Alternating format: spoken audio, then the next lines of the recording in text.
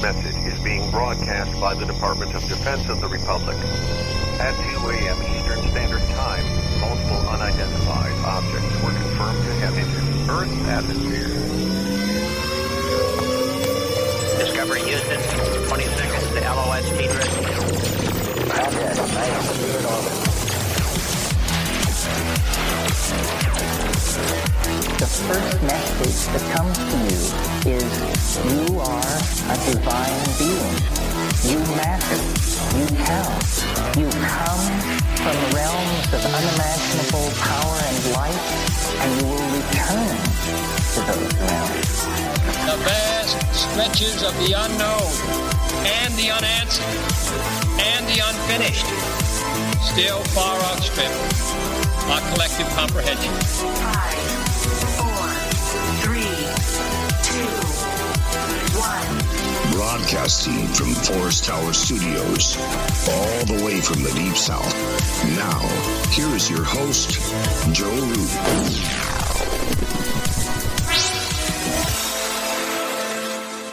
Broadcasting from a shack on a hill in the mossy creek bottoms of Cane Creek, Arkansas. This is Lighting the Void. It's good to be back. Had a fantastic weekend. Welcome, everybody. If you're listening for the first time, I am your host, Joe Root. This is Lighting the Void live on the Fringe FM Monday night, August 19th. Tonight, we're going to be discussing the topic, if you ask me, the biggest topic. What is the Hermetic tradition? What are Egregores? How does this relate to what some say are cosmic truths? As above, so below. You guys hear this stuff a lot, right? These are phrases you hear a lot in the spiritual community and the mystic community, and most of you know that we've brought up the fact that the occult and magic are in a big time, I guess, upswing. At least they are to me, and all of you would agree. Everybody I've talked to, there's a lot of people that are looking into these subjects. Now, we've only talked about egregores on the show one time with Mr. Duke. We only talked about this one time, so we're going to be touching on that as well. But as above, so below is a phrase you hear a lot. But where does it come from? So tonight, author, speaker, and director of studies for the Institute of Hermetic Studies at thehermeticinstitute.org, Mr. Mark Stavish is here with us tonight, and we're going to be speaking about these things. Also, probably going to get into things like plant alchemy and energies, what's really going on there. Stuff. This is like my favorite stuff in the world to talk about. So you're going to enjoy this. Now, don't forget the show is brought to you by GetTheTea.com. The webinar for GetTheTea.com, we're going to do a to be announced kind of thing because we're kind of changing stuff there. So we're going to change how we do that, and then we'll be back. So don't worry, we'll be back doing the webinars. Also, the show's brought to you by AncientLifeOil.com, the best CBD oil on the planet. Get the stuff. If you're going to get CBD oil, you might as well get the Ferrari of CBD oil, AncientLifeOil.com, and preparewiththefringe.com. Thank you for all your support, all the supporters of the show. There's a donate button on the website. And if you've had a sighting you can't explain, you know where to go. UFOseekers.com, backed and supported by the Fringe FM. You can give them a call at 661-UFO-7889. If you want to keep a journalistic approach to the UFO study, and that's kind of hard with all this crazy stuff going on, these are the people you go to. If my word means anything to you, okay? UFOseekers.com, YouTube.com/UFO Seekers. Now, I want to get into the subject. I don't want to waste any time because I consider myself, I guess, if I had a spiritual category that I would be in, or if people ask me, well, what religion are you? I guess I'm a Hermeticist. Like, this is the stuff I study. It's the stuff I believe. And you know what? I don't understand all of it. I'll tell you that right out of the gate. But if you talk to anybody that's religious, most of them don't understand that either. But Mark Stavish is a very, very intelligent person, and he's with us tonight. He's a respected authority in the study and practice of Western and spiritual traditions. He is the author of 30 books, including The Path of Alchemy, Kabbalah for Health and Wellness, and Between the Gates, Lucid Dreaming, Astral Projection, and The Body of Light, in Western Esotericism at the Institute for Hermetic Studies, which is in Wyoming, Pennsylvania, and the Louis Claude de St Fund. And thank you so much, Mark, for coming on the show. I'm stoked to talk about this subject. Well, great. Well, thank you very much for the invitation. It's great to be here with you. I am, when people ask me that, do they ask you that? Do you say that when they say, well, are you Catholic? Are you Protestant? What church do you belong to? When you're like a mystic or magician or whatever you call yourself, do you tell them you're a Hermeticist or something like I do? I mean, I don't even know how to answer that question. Yeah, I don't get asked the question. You know? Right. People just don't ask me, so I'm able to avoid that. The tough one is when I occasionally have to fill out, forms and check a box or write something in. So that's usually I get creative at that point. I don't think I've ever put the same thing down twice, but I did get a good hint from. Tibetan Lama, maybe, probably 10 years ago or so, maybe 12. Let's see. No, we're the same age. So let's see. Yeah, it was 12 years ago. And, the joke was, so what is, in Tibetan, because, I know you translate it as Buddhist, but the word that you use in Tibetan, what does it actually mean? And he said, well, the word would translate actually as the path of inner transformation. So I like that. I think I'll just go say I'm on the path of inner transformation. That's my religion. There you go. Yeah, that's a better answer than I come up with. Because if I say I'm a Hermeticist, they're like, "What is that?" And I'm like, "What time is it?" Like I don't know if I take it and use it widely. Yeah. Right. Right. Yeah. All your listeners, every one of you. That's it. Get that out there and use it widely. There you go. So before we get into these subjects, the Institute for Hermetic Studies, is this something that are you the guy? Is this something that you created? This is your thing, so to speak? Well, I founded it 20 years ago, actually 21 years ago. And last year was our 20th anniversary. We had a nice conference for it. And that last year being, 2018. And we had our 2019 conference in the first weekend of May. So, and I established it, and it started out as a local study group and just grew from there. And we get a lot of folks regionally, Mid-Atlantic region, New York, Philadelphia, D.C., Boston. Uh-huh. And we held classes for many years, and then we moved over to seminars, because regular classes were difficult for people often to make. Twice a month or what have you, even though it's on weekends, and we'd set it up where it'd be multi-hour-long events, like all-day events. So we moved over to seminars, and then, of course, over the years, a tremendous amount of material gets produced, written material, and we just moved into publishing it and then putting the curriculum out there. We did we actually did a full 4-year program. Wow. Actually more than that, but basically, so people said we could put out there. So that's how we started. And then we did some fundraising. We started with that. So, okay, well, this is like a really niche market. So, right. Putting this together is, is going to have some expense to it, and it's not going to get published and I understand why. I deal with the regular publishers, but Inner Traditions or Will isn't going to publish this. So we then started our own publishing house, to using print-on-demand technologies to make stuff available, and things just took off tremendously. So there it is. It's a complete curriculum with references and sources and all sorts of great stuff in there. And that was, I think that might have been our first publication. I think. Yeah. Well, I'm anytime I find something like this, I get really excited about it. And I used to get, I told you this before the show started, when I found out about Hermetics, mysticism, magic, the occult, Kabbalah, all this stuff, I thought, man, this is some really sacred knowledge. This is what I've been looking for. This is the truth behind everything. And then you get on, you start searching Google, and everybody's got all these sites, like the Golden Dawn, the Rosicrucian orders, the builders of the Adytum, and you start saying, well, it's not that secret, right? Everything's been published here.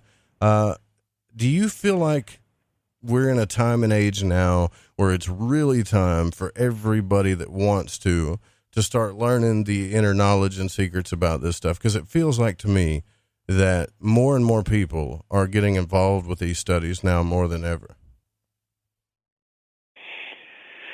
It's mixed. I mean, I have a fairly wide avenue on this, and also being a historian, I look back over centuries, okay? But more importantly, over decades, over the last 100 years, basically 120 years, 140 years, and say how things gone. On one hand, we have a tremendous amount of information available to us. On the other hand, we often can't tell, the wheat from the chaff. Mm-hmm. I mean, you have an industry out there of gourmet grimoires. Okay, people publish, very expensive books on demonology or something like that. But do you have any idea if it's, if it's of any value? I mean, it's a very nice book. It's a beautiful book. But is it of real value, or is it just someone's ideas or make believe? Exactly. And anything else that you can think of. I just use those because those seem to be the most common grimoire or gourmet item out there. But Sure. there are others. There's other gourmet items. So you have this, and that's not new. Books have traditionally been published that way. People don't understand that. We're just able to do more of it now than ever before. And then you have internet access to stuff, and just because it's free doesn't mean it's worthwhile. Right. Yeah. And also, just because it's free doesn't mean you know what to do with it. Right. I mentioned to you before the show, the entire Philosophers of Nature coursework is available in French, English, I think maybe German out there somewhere, but English for free. Now, some fellow has started going online, correcting typos, doing some translation corrections where there may be minor errors. Some sections where he says there are significant pieces missing. I don't know. I haven't seen it. I can't compare. And then adding his own commentary. And he's selling it for a reasonable rate, by the way. I mean, it's not outrageous what he's doing. I'm probably going to get around and get his stuff at some point just to see it. Okay? But that's the kind of thing I'm talking about. You can get something for free, but then what do you do with it? Do you fully understand it? And especially when you're dealing with technical stuff like alchemy, where if you're not careful, you're dealing with minerals, you can give yourself a one-way trip to the astral. People don't know, but it's not commonly known. It is known, but it's not well known. But Egregores, he injured himself seriously twice with antimony. I think so, I've had a friend pass away, I believe, from, they didn't say that's what it was from, but I mean, he just got his new alchemy stuff in, and this was a long time ago. He was really happy about it.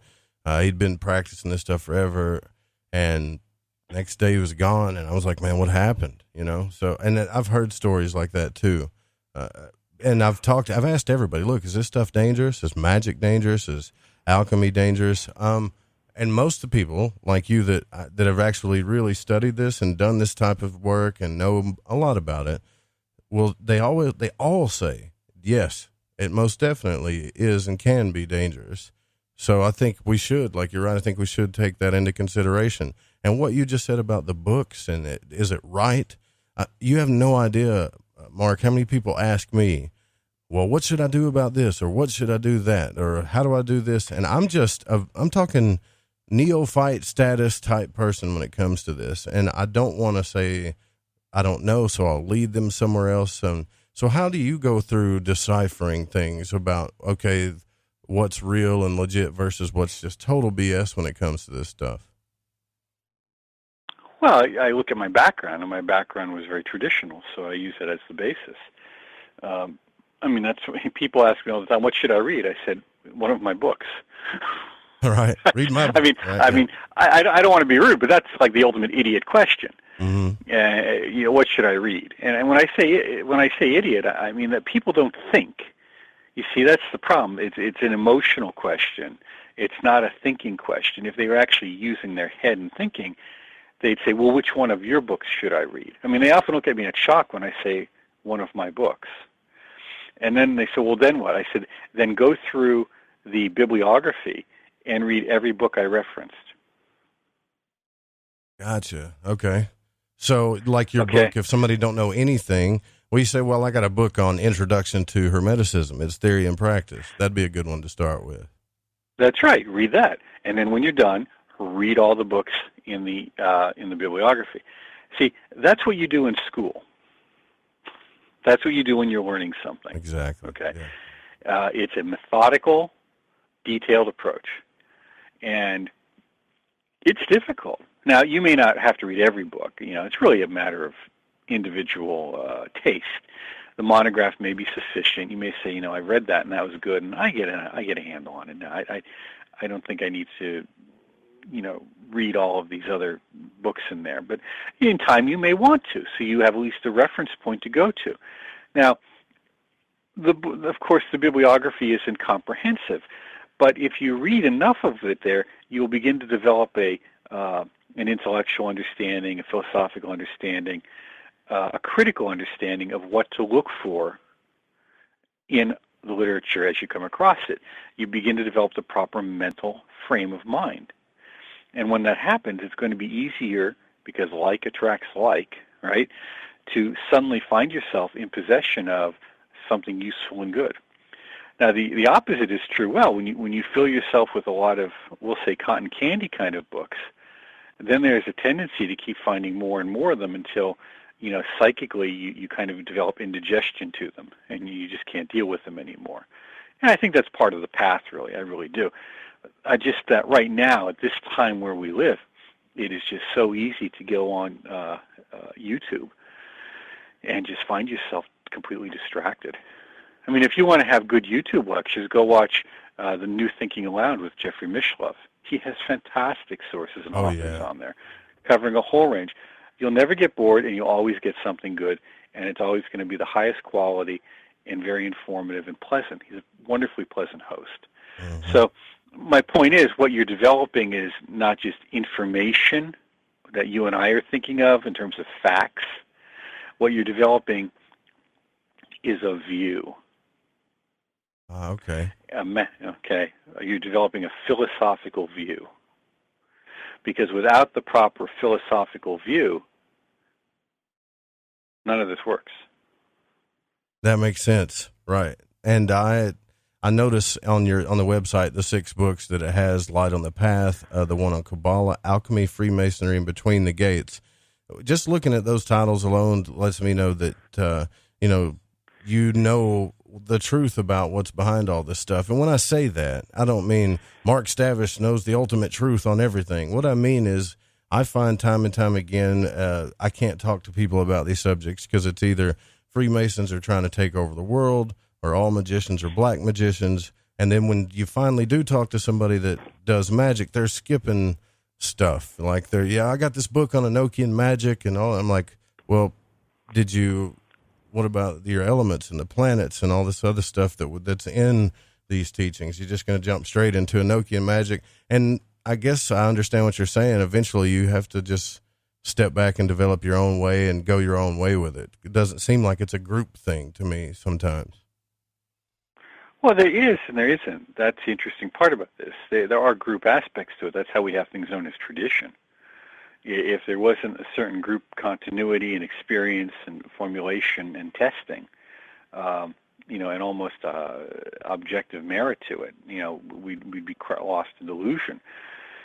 Jean Dubuis, the founder of the French Alchemical Society of the Philosophers of Nature, that would later become brought over here under, LPN USA, and then they turned it to PON, Philosophers of Nature. It was in existence from 1978 to 2000. If he would say that alchemy is the only path without delusion, because either you've transformed something or transmuted something, or you haven't. And this is one of the areas that we have to focus on. What is the standard by which we're assessing a teaching as useful? So you have to always look at a teaching in these 3 areas. Where does it come from? Okay. What exactly is it that you do? Right. And what can you expect from it?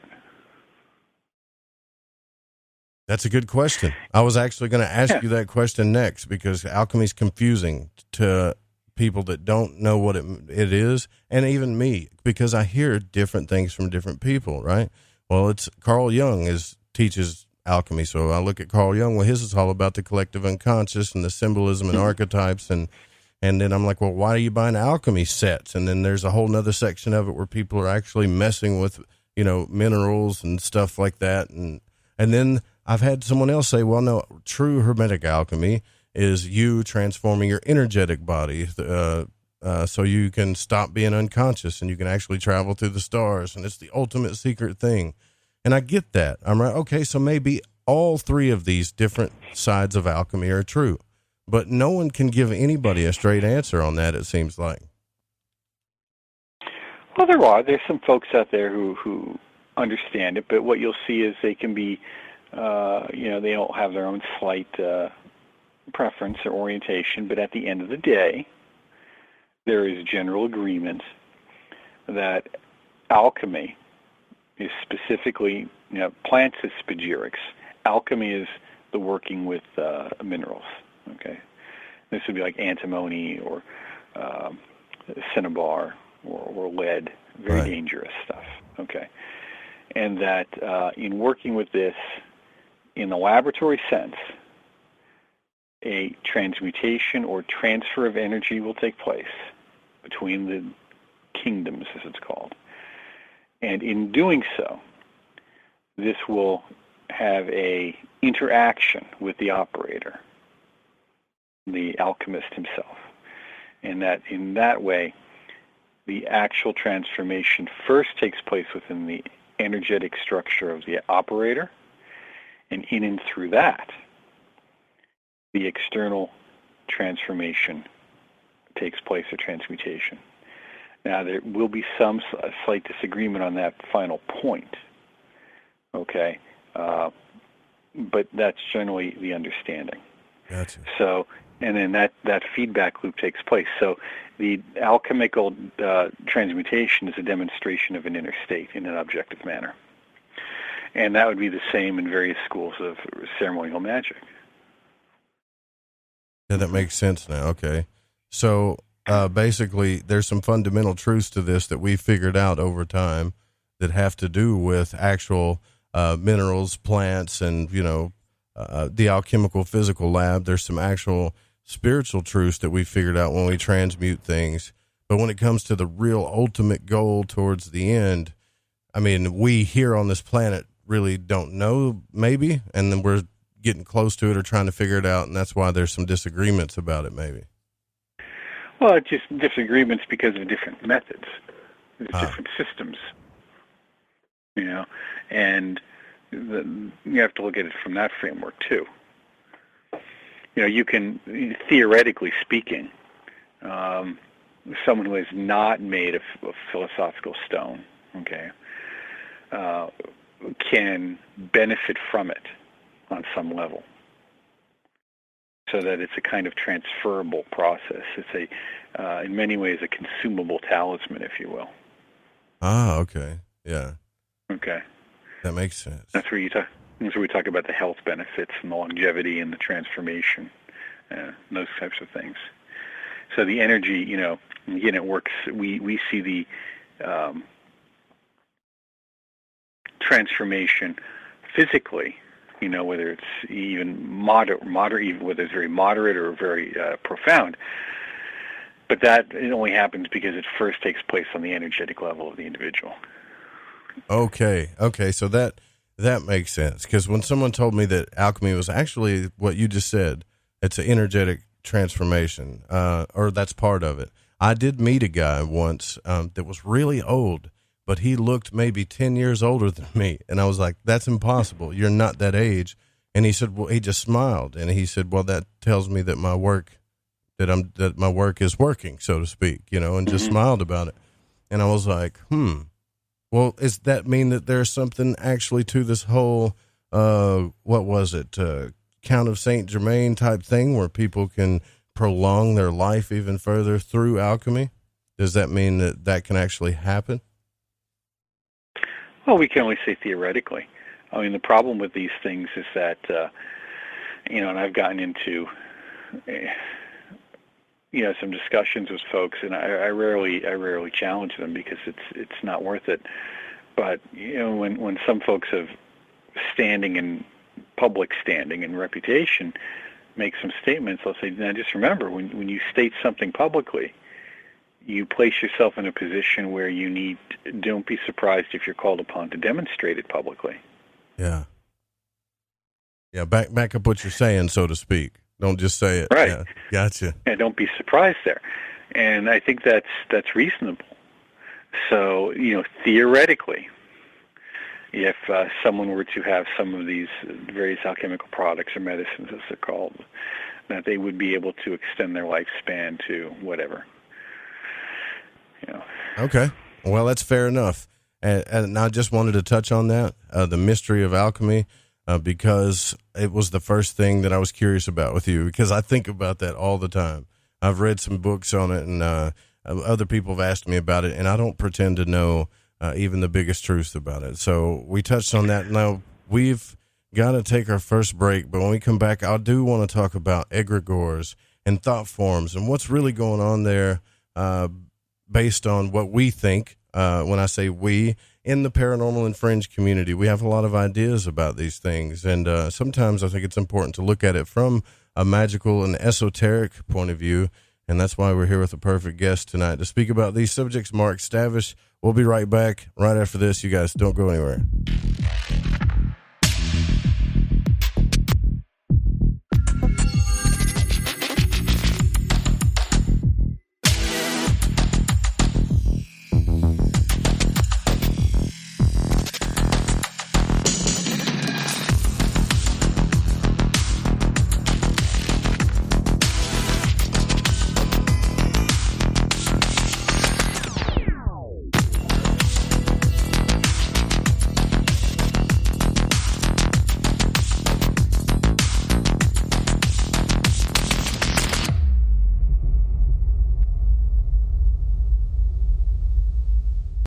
This is Corbin, son of the one and only Joe Roop, and you're listening to The Fringe FM. Hola, Fringe listeners. This is Dave Cruz of Beyond the Strange, and you're listening to The Fringe FM.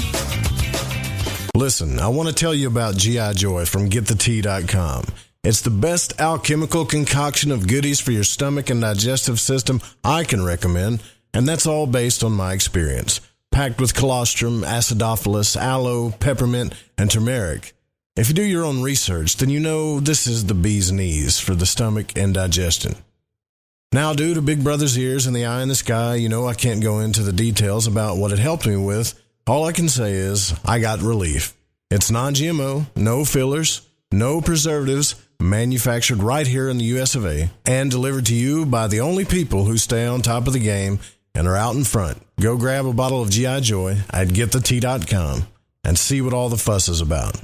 Again, that's GetTheTea.com. So, have you heard of heavy metals? I'm not talking about the heavy metals in the junkyard. I'm talking about the heavy metals that build up in your body. Heavy metals in your body can make you feel sluggish, fatigued, and just plain off. Why not try Life Change Tea at GetTheTea.com? Cleansing your body and making you feel great. No, not cleansing the outside of your body, but cleansing the inside of your body of intruders that sneak their way into you and set up an intruder camp. Life Change Tea helps remove unwanted intruder camps. Brew it, steep it, and drink in the results. Tastes great, so you can create a new health habit. Our tea loves to help people. It just needs the chance. So order yours today by logging on to GetTheTea.com. That's GetTheTea.com. Our Life Change Super Strength Tea is waiting. This could be a beautiful relationship. Take charge of your health. Order at GetTheTea.com. That's GetTheTea.com. Alex X. Hi, I'm Alex Exum, and you're listening to The Fringe FM. We've heard your feedback loud and clear. You called it out, and now we're answering. All new live programming, 5 nights a week.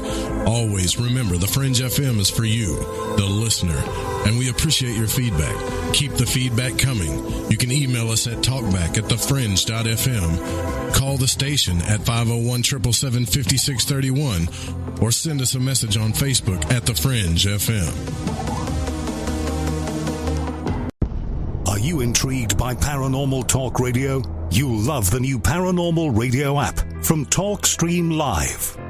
You'll find a great selection of talk shows covering UFOs, ghosts, strange phenomena, and much more. Download the Paranormal Radio app now and start listening to the very best in paranormal talk entertainment, including the network you're listening to right now. The Paranormal Radio app. Free in Google Play and the iOS App Store. All right, everyone, this is Justin from the UK. Excuse the chitty. If you're into the Fringe and you want to hear the brass tacks, me old China plate, Joe Roop and his guests on Light in the Void will open your mince pies. You need to shut your north and south and use your 10-speed gears and listen to them bubble. You could hear a Barry Crocker, no Brussels, but he ain't no holy friar. Anyway, you beat a Barnaby Rudge and take a butcher's. I'm Ryan Gable, and I want to remind you to keep your radio, phone, tablet, or computer tuned to The Fringe FM, and visit the website, thefringe.fm, to listen to the entire lineup of shows. You can also catch my broadcast, The Secret Teachings, Monday through Friday, beginning at 12 a.m. midnight U.S. Pacific Time, right here on The Fringe FM. Howdy, this is Catalina, and you're listening to Lighting the Void with Joe Roop.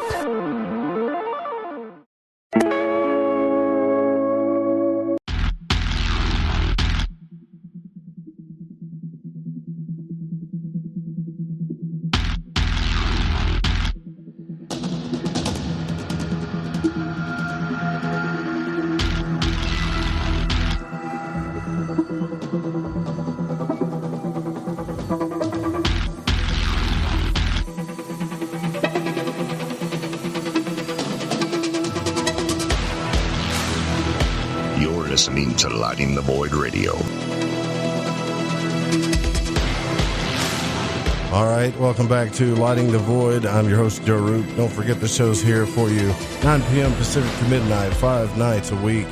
And right after this show, The Secret Teachings with Ryan Gable is also on. So we're here for you every single night, late night, all the way until the sun rises. And I want to congratulate also the Caravan of Lore for coming over to the network. Their first show aired tonight, actually, and that show will be on Monday nights, 5 p.m. Pacific. And then you can always go to their website, thecaravanoflore.com, to check out their new episodes. Tonight we're here with Hermeticist author Mark Stavish. And it's funny, I just said Hermeticist, but, you know, you already told me exactly what you were. But that's... That seems like it does seem, Mark, though, I have the hardest time trying to answer some of these questions for people. I can talk about Sasquatch, UFOs, Bigfoot, out-of-body experiences, till the cows come home. But the thing that I'm most fascinated with is Hermeticism, the Western occult system, magic. And I read the books. I've read just about every Israel Regardie book on the planet, you know, and I feel like I understand them, but when people want me to explain it, I have no way of explaining these things sometimes, especially things like the Kabbalah and stuff. So what I wanted to get into is egregores. We understand here the idea of thought forms and tulpas, and we've discussed egregores on the show one time. But what would you say the main difference between a thought form and an egregore? Well, all egregores are thought forms, but not all thought forms are egregores. An egregore is a social control mechanism. Uh-huh. It's a collective entity, whereas a thought form is, generally speaking, you know, it is an individual entity. You know, now you have a thought form. You're going to go do some visualization because you want a new car or a new girlfriend or, you know, whatever. Okay, So you go out and you do that, and you create this thought form around it. I mean, that may eventually reach out and involve other people. Hopefully it will. Hopefully your new girlfriend will be real and not need batteries in the back. But, hey, you right, yeah. No judging, you know. Sure. But the fact is, that's an individual, you know, same with a job. It's going to require someone else to communicate with you. But it's a very personal thing. Whereas a thought form, an egregore, involves other people, and it involves other entities. So we have two notions of what is an egregore. One is the very modern one, which is a kind of a collective consciousness that develops when any time a group of people get together. So that means anything, really. Okay, that's your your bowling league, your parent-teachers association, your little league, the scouts, you name it, anytime a group of people, even your friends form an egregore. Okay. I mean, studies have shown, and this is important, people, pay attention to this, you become like the 5 people you spend the most time around. So, your mother said, the company you keep, choose your friends wisely. So that's so this is where the notion, it is. Look, you want to get rich, you got to go meet rich people. And maybe you can't meet rich people, but you can at least meet successful people. If you want to be successful, the last place you should be is in most occult lodges. Where you should be is with your local Rotary group or your Kiwanis. Okay, that's where you're going to meet people who are doing things out in the world, and probably are successful in their businesses, and that's why they have that time to contribute, on that level. And when I say that, people suddenly are like, oh yeah, that's right. That is right. You have to go to where the people are that you want to be like. We talk about assumption of the God form all the time, or guru yoga, and visualizing yourself like the God, the deity. Well, that's nice. That'll give you some juice. But, who are the people that you want to be like? I mean, it's nice that you want to be like, Hermes, and you do all these visualizations. But Hermes is in the world. Who in your world is Hermes? Who in your world is that, successful at business, or games, or sports, or communication? That's the below part. People are really good with the above part, but it's the below part where they often, aren't able to hook it up. But what egregores do is they run the continuum down here from terra firma all the way up through the astral, the invisible, if you want to call it, to probably some particular psychic entity at the other end. And that's where it gets wonderfully tricky and sticky and frightening. And frightening, yeah, for sure. Yeah.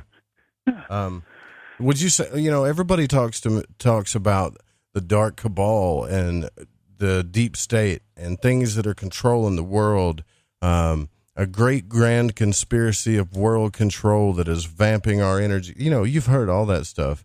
And sure. I'm studying egregores, trying to understand what they are. And I'm starting to think that maybe we're creating egregores, so to speak, to control us this way, that we're just feeding into these ideas. I mean, of dark cabals and alliances, and they actually do form in some type of or manner or something. I don't know, but it just feels that way to me. It feels like we're feeding that energy entirely too much, and we're making it worse, so to speak. Well, of course, some people are, and that's the point. This isn't a, some kind of stick your head in the sand, or, bliss bunny moment. Mm-hmm. You run into people like that all the time, where they just don't want to deal with anything negative. Well, that's just too bad. We live in duality. You go into the invisible, you're still in duality. You're in duality for a long time in the invisible, okay? So you better get used to it. Right. But what the problem is how do we manage that? How do we transform that duality? How do we expand on it? How do we turn it into something worthwhile? I mean, that's what we have to do all the time. I mean, one of the greatest alchemical transformations is probably, when you've had a fight with your spouse or your significant other. I mean, that's when the house finally gets clean, right? So, right, I mean, everyone, yeah. That's when stuff gets done, for sure. That's because when stuff stirs gets up done. that action. Yeah.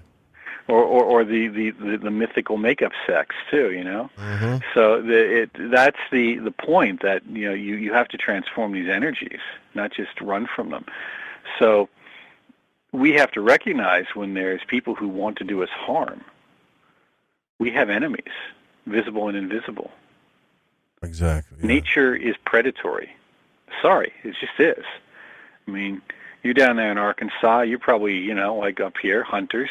Mm-hmm. I mean, I know the folks on the coastal states don't understand that, but too well. But the reality is, when you live in an area where people hunt, you realize just what life is like, and that nature is predatory, and there's predators in the invisible.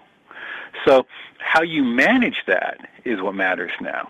Do you let it frighten you? Do you let it terrorize you or freeze you with fear? Or do you say, okay, well, that's just the environment I'm in, and I'm going to make the best of it and take this path of awakening? And I just published a blog post, 2 days ago? It's the most read post we've had. It was called Epstein Exorcisms and the Equinox. And it was about different practices individuals can do, specifically on the equinox, rooted in tradition, in the old traditions that many readers are not always familiar with, European traditions, and how to transform those energies. Because they're not going to go away just because you don't like them, you know? That's right. Yeah, I talk about ascension. We talk about ascension all the time, and every time I bring up the great work or dealing with your shadow or anything, people don't like it. They're like, oh man, this is going to turn into a quote negative discussion. I'm like, well, you're talking about spiritual ascension or becoming more aware, so to speak, of yourself, but you don't want to talk about anything but love and light. It doesn't make sense. The old statement is that the kingdom of heaven is taken by storm. You know, meaning that you really have to do this. This is the great work, not the big easy. So overcoming those inner obstacles that you have, the laziness, the inertia, the greed, the 7 deadly sins, right? The avarice, the lust, just pride. All of these things have to be overcome. They don't just go away on their own. And first of all, you overcome them by recognizing them in yourself. Yeah. Yes, I have done. It's not that I am, okay? Because I am is a statement of being, okay? That's why it's such a powerful statement in any hypnotic or affirmatic work. But I have been, or I have acted in a manner that is selfish, that is, detrimental to myself and others. That is, whatever it happens to be. And then you say, okay, and this is what's very important. When Kabbalah for Health and Wellness, the first exercise was a purification practice. And this is so, all the banishing rituals in the world, aren't going to do this for you, okay? You can do a lot of things with banishing rituals, but there's certain other purification practices that have to be done. And there's just a profound tendency among Western magicians, modern ones, not to want to confess their sins or errors. Mm-hmm. Not to want to say, this is what I did, this is what was wrong, and I'm not going to do it again. Or to do a practice of purification where they actually flush the negative energies out. This is where, a lot of ghost hunters and people come and get into problems. I mean, I'm going to do a presentation in October at a major conference in North Carolina, and a big section of it's going to be on psychic hygiene. And you get these folks walking around, I want to go look for ghosts, I want to go look for demons, I want to go look for whatever, And they don't have good motivation, they don't have good hygiene, psychic hygiene, so then they get contaminated. But that happens anyhow just when you walk out the door. You're in a sea of psychic energies. That's the below part, get it? Right. You walk into a certain neighborhood, you work into an office building, you work into certain parts of a building. Whatever. You feel the changes in vibrations. You see it often. It manifests physically, whether in cleanliness or filth, or varying degrees in between. And we as individuals have to cleanse ourselves on a regular basis, just like we take a shower, just like we brush our teeth. We have to do that psychically. Because otherwise, it's, as the scripture says, it's like putting new wine in old wineskins. You want to put that juice in there through the middle pillar or some other practice, and that's why these people pop. That makes so much sense, man. It really does. Yeah, and it's just, unfortunately, it's just not taught that way. And you can tell because that's why so many of the folks who do this, and they do hyper programs, like I'm going to do 3 hours a day of ritual work or an hour and a half a day, that's why they pop after a while. I mean, they'll follow, Crowley's advice. I'm going to do the banishing ritual of the pentagram, 12 times a day for 6 months, and I'll find my holy guardian angel. Well, first of all, I've known a lot of people have done that, and first of all, they never found their holy guardian angel. But in all that banishing, boy, did their life go to crap real fast. Because they're not dealing with anything. They're just banishing all the time. It's like that, and it's unconscious. Uh-huh. They're just, it's a getting rid of, but they're not really thinking about what they're getting rid of. So guess what? We're getting rid of stuff.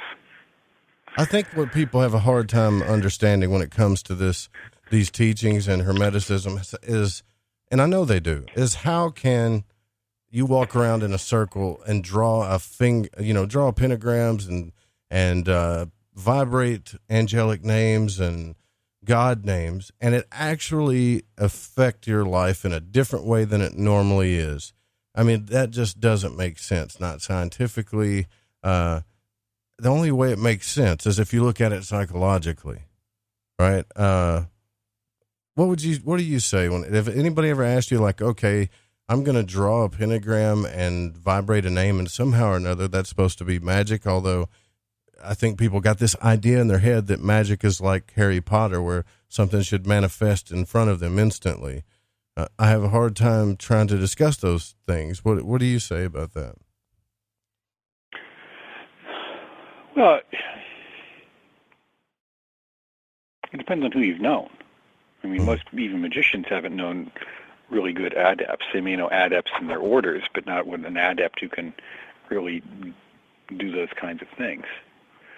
They're very rare, but they are out there. I think that, when you say, so what's this to do for me? You say, well, it's to help.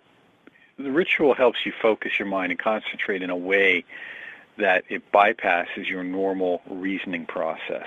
We're getting beyond the bouncer at the door, so to speak, of the unconscious. And the unconscious is really, when we see that bouncer, we call it the guardian of the threshold. But all that is really the summation of our sense of self. Who we identify as the image of who we are, or who we think we are. Right, that's what it is.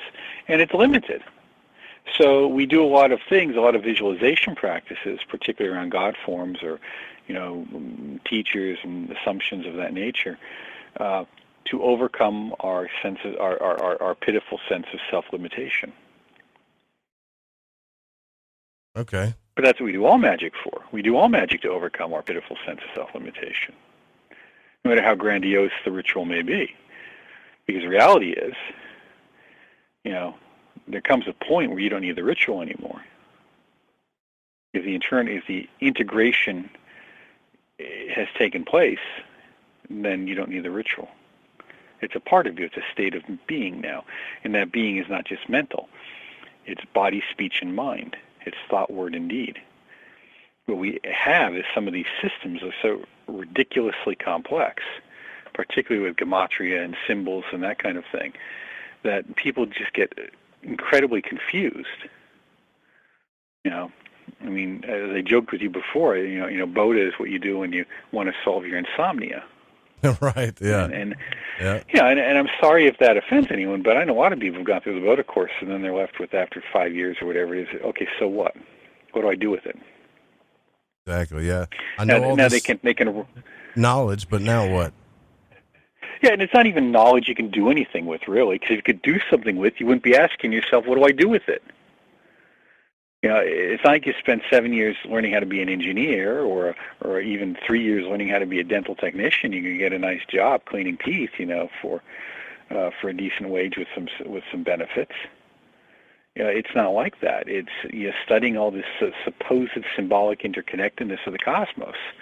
Well, that's nice, but then what can it do for me? What can I do with it? And that's where these systems often break down, is they're too complex. I think it breaks people's hearts, though. They feel like what I'm saying and what you're saying is, well, magic isn't about manifesting anything at all.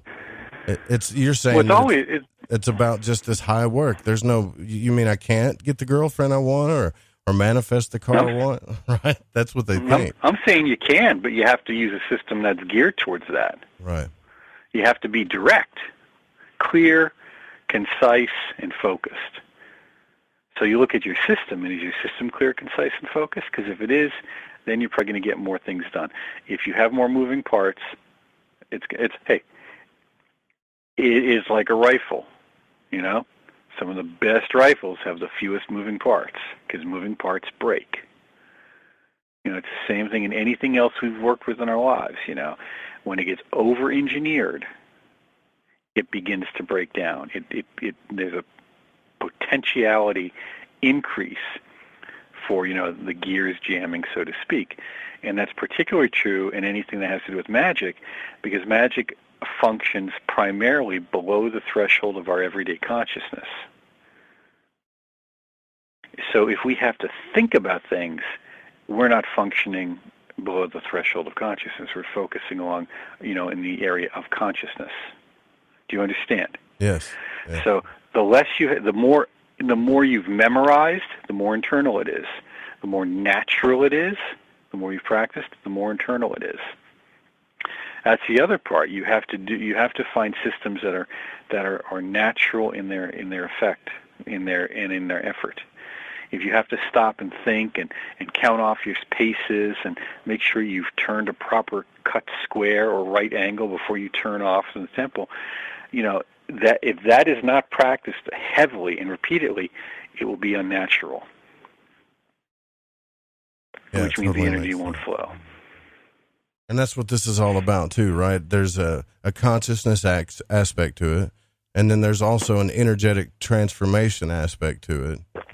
And then you look at it, everything kind of lines up. That's why I think when people ask me about the Golden Dawn, so to speak, or that system, the reason why I became drawn to it is because it was structured in a way that made sense to me, that was a subtle transformation, right? From the elements, you know, into the planets, and then you work your way up if you get that far. And then I started realizing, well, if this is the way the great work is, and let's say I'm invoking the earth or whatever, and I'm going through that grade or whatever, it may take, depending on me, it may take my entire life just to get through one of these elements. You know, like, that's not really the way it is, or is that the way it is? Is that what we're here to do? Is that why we keep reincarnating? Because we're trying to work our way through this? You know, different systems are for different people. Mm-hmm. You know, and that's going to reflect your certain predilections and different and peculiarities. So there are some systems that are very dramatic and rapid, some which are less so. And each of us has to undertake a path that increasingly brings us towards self-awareness, self-direction, where we trust our inner self to guide us. Self unto self will speak. We're guiding ourselves, okay? We have to trust that. And learn how to listen and trust and act on it. And that's because that's part of the integration that's going on. That is the integration that's going on. And through that, then recognize what areas of our being are slightly out of kilter, if you will. You know, as we joked earlier, you know, we talked about this being out of balance, and we tend to think of balance as, oh yeah, it's like a seesaw, you know, or teeter-totter. You know, we just put equal weight on one side, equal weight on the other, and everything's perfect. We balance it out, right? But it's more like that that game you might have had as a kid, where you had this plastic pot, and it was on a hinge, and it would swing back and forth, and on the top you would pile on these beans. Don't spill the beans, it was called, yeah. And, you know, and of course, as you're putting the bean on, your other players are putting their bean or beans on, you know, you're trying not to spill the beans. How do we keep this in balance so the other guy spills it, right? You know, and that's really what it's like. You know, this is like a spider web of some sorts. You know, when we pull that one thread to try and straighten everything out, it seems like the whole thing moves. And we often get very confused by that, because here I am, I'm trying to get everything done, and yet all this other stuff is happening. That's why people often, you have to show extreme discipline when doing path working, or extreme discipline when working through the tree. I mean, I went up and down the tree 3 times, and twice it took me 3.5 years. Wow. Because it was a month on each sphere, then a month on each element, and then a month on each path. Okay, that's how it was done. And you learn a lot in that time. But one of the things you also learn is how everything is connected in a manner that it's not linear. It's associative. Okay, it's not linear, it's associative. If they're going to write anything down, write that down. Okay? So when you have a certain experience, what does it do? It has a resonance with whatever else is related to it, which may not be on that path, but on a different one. So the tendency is to want to then jump off and go do that other path or whatever's going on, and that's what you don't do. You write it down, and you're patient about it, and you finish what you've started. And then you pay attention to that when you get back to that, if you end up on that path, or when you're done, even if that is when you're done 3 years later. You know, this is how it has to be done. And then when you've internalized like that, then a lot of things become much easier. Yeah, it does. Yeah. My conscious mind, the thoughts that are going through my mind when you say this is probably going through a lot of other people's. Wow. The great work in magic, it sounds awful painstaking. Doesn't sound like fun to me. It doesn't sound as mystical and Dr. Strange-ish as everybody's been telling me. Well, it's not fun. It has its moments, and it has some very interesting aspects to it, but it's not fun. Again, I say the word work. I mean, people I know who are involved in this, they love it deeply. Yeah. And they're very passionate about it and what it does in different paths, whether it's plant work, mineral work, astrology, ritual work, various forms of interior practices generally not known. They enjoy it greatly, but they also have a discipline about how they approach it. Yeah, that's right. And that's it. And that's it. No, you do it, and there you have it, because they know why they're doing it. It's not just some kind of strange exploration. You know, they're after something. That's self-awakening, awareness of self, their place in the cosmos, and how, in many ways, to end their own suffering. You know, born of ignorance. Right. You know, we call it the return. We call it the path of return. There's the fall, which is from, we call eternity into time, eternity into time, or unity into duality, because time is duality, time-space, okay? And that happens, what we call the crossing of the abyss, if you want to call it that, for the first time when we go, you know. I don't like Kabbalistic terminology, by the way. I find it pretentious and distracting. Yeah, because it could be simplified a lot easier, but they just didn't simplify it when they made all those terms. Jean Dubuis did a wonderful job of simplifying it in the modern language. And that's why I always, encourage folks to read his material online if they can, find it. Just do a simple search on Google and it shows up. Sure. But getting back to it, the point is that you have that movement from time, or eternity into time, into duality, and this is where there's always movement back and forth. There's movement. That's how we time is movement. Without movement, there's no time. So we go through these experiences, and these experiences create, if we want to call, impressions upon us, and these impressions create habit patterns, and these habit patterns create reactive outlooks, and this creates karma. This is karma, cause and effect, and this creates destiny. And at some point, it gets so bad that it seems like we can't actually have any control over our lives, that everything is predetermined. And boom, that's when we hit bottom. And then when we hit bottom, we begin to look for something more. It's I work with a lot of drug addicts, and that's what happens. The addiction has to run its course for many people. Yeah, it does. You do not get. Went through that myself, man. I had a bad addiction to opiates back after my divorce, and went through that, and I could quit anything. You know, when you're young, you try all this stuff, you can quit anything. You know, you just stop. You go through a few days withdrawals or whatever, and you just, whether it's caffeine or whatever, it could be anything. But I think everybody has that one thing that really puts the monkey on their back, right? And that's what it was for me. Like it tore me down big time, and it was very hard. It was almost as hard as beating severe anxiety disorder naturally. It was really hard, and I think it's something that I'll always struggle with, you know, throughout my life. That's why when I go to the doctor and they're like, here's a bunch of oxys for whatever, like, is there any way, you know, that you can give me something different than just throw all those oxys at me or something? Because I know that looks like a good time in a bottle to me, right? And I don't want to do that. You know? Okay. And what do I have for next weekend? Yeah, no doubt. So I think being able to recognize that in ourselves and stop being, you know, work through the shame and all that stuff and know ourselves is part of the great work. That's just, it seems simple, but it is. Well, and this is where I said to you, and I said to everyone, look, nobody comes to this with good intentions. It doesn't happen. That's right. You got a good point. You come to the work because your life sucks, and you don't want it to suck anymore.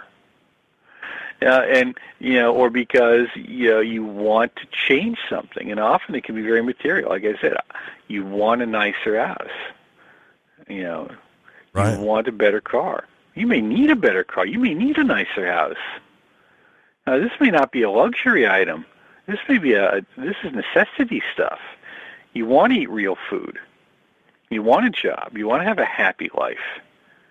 Decent spouse and kids or whatever, vacations, or, you know, you want to be able to read the books you want to be able to read. Okay, there is nothing we'll call altruistic about that. Those are all very selfish desires. But now you see, we think the word selfish is a bad thing.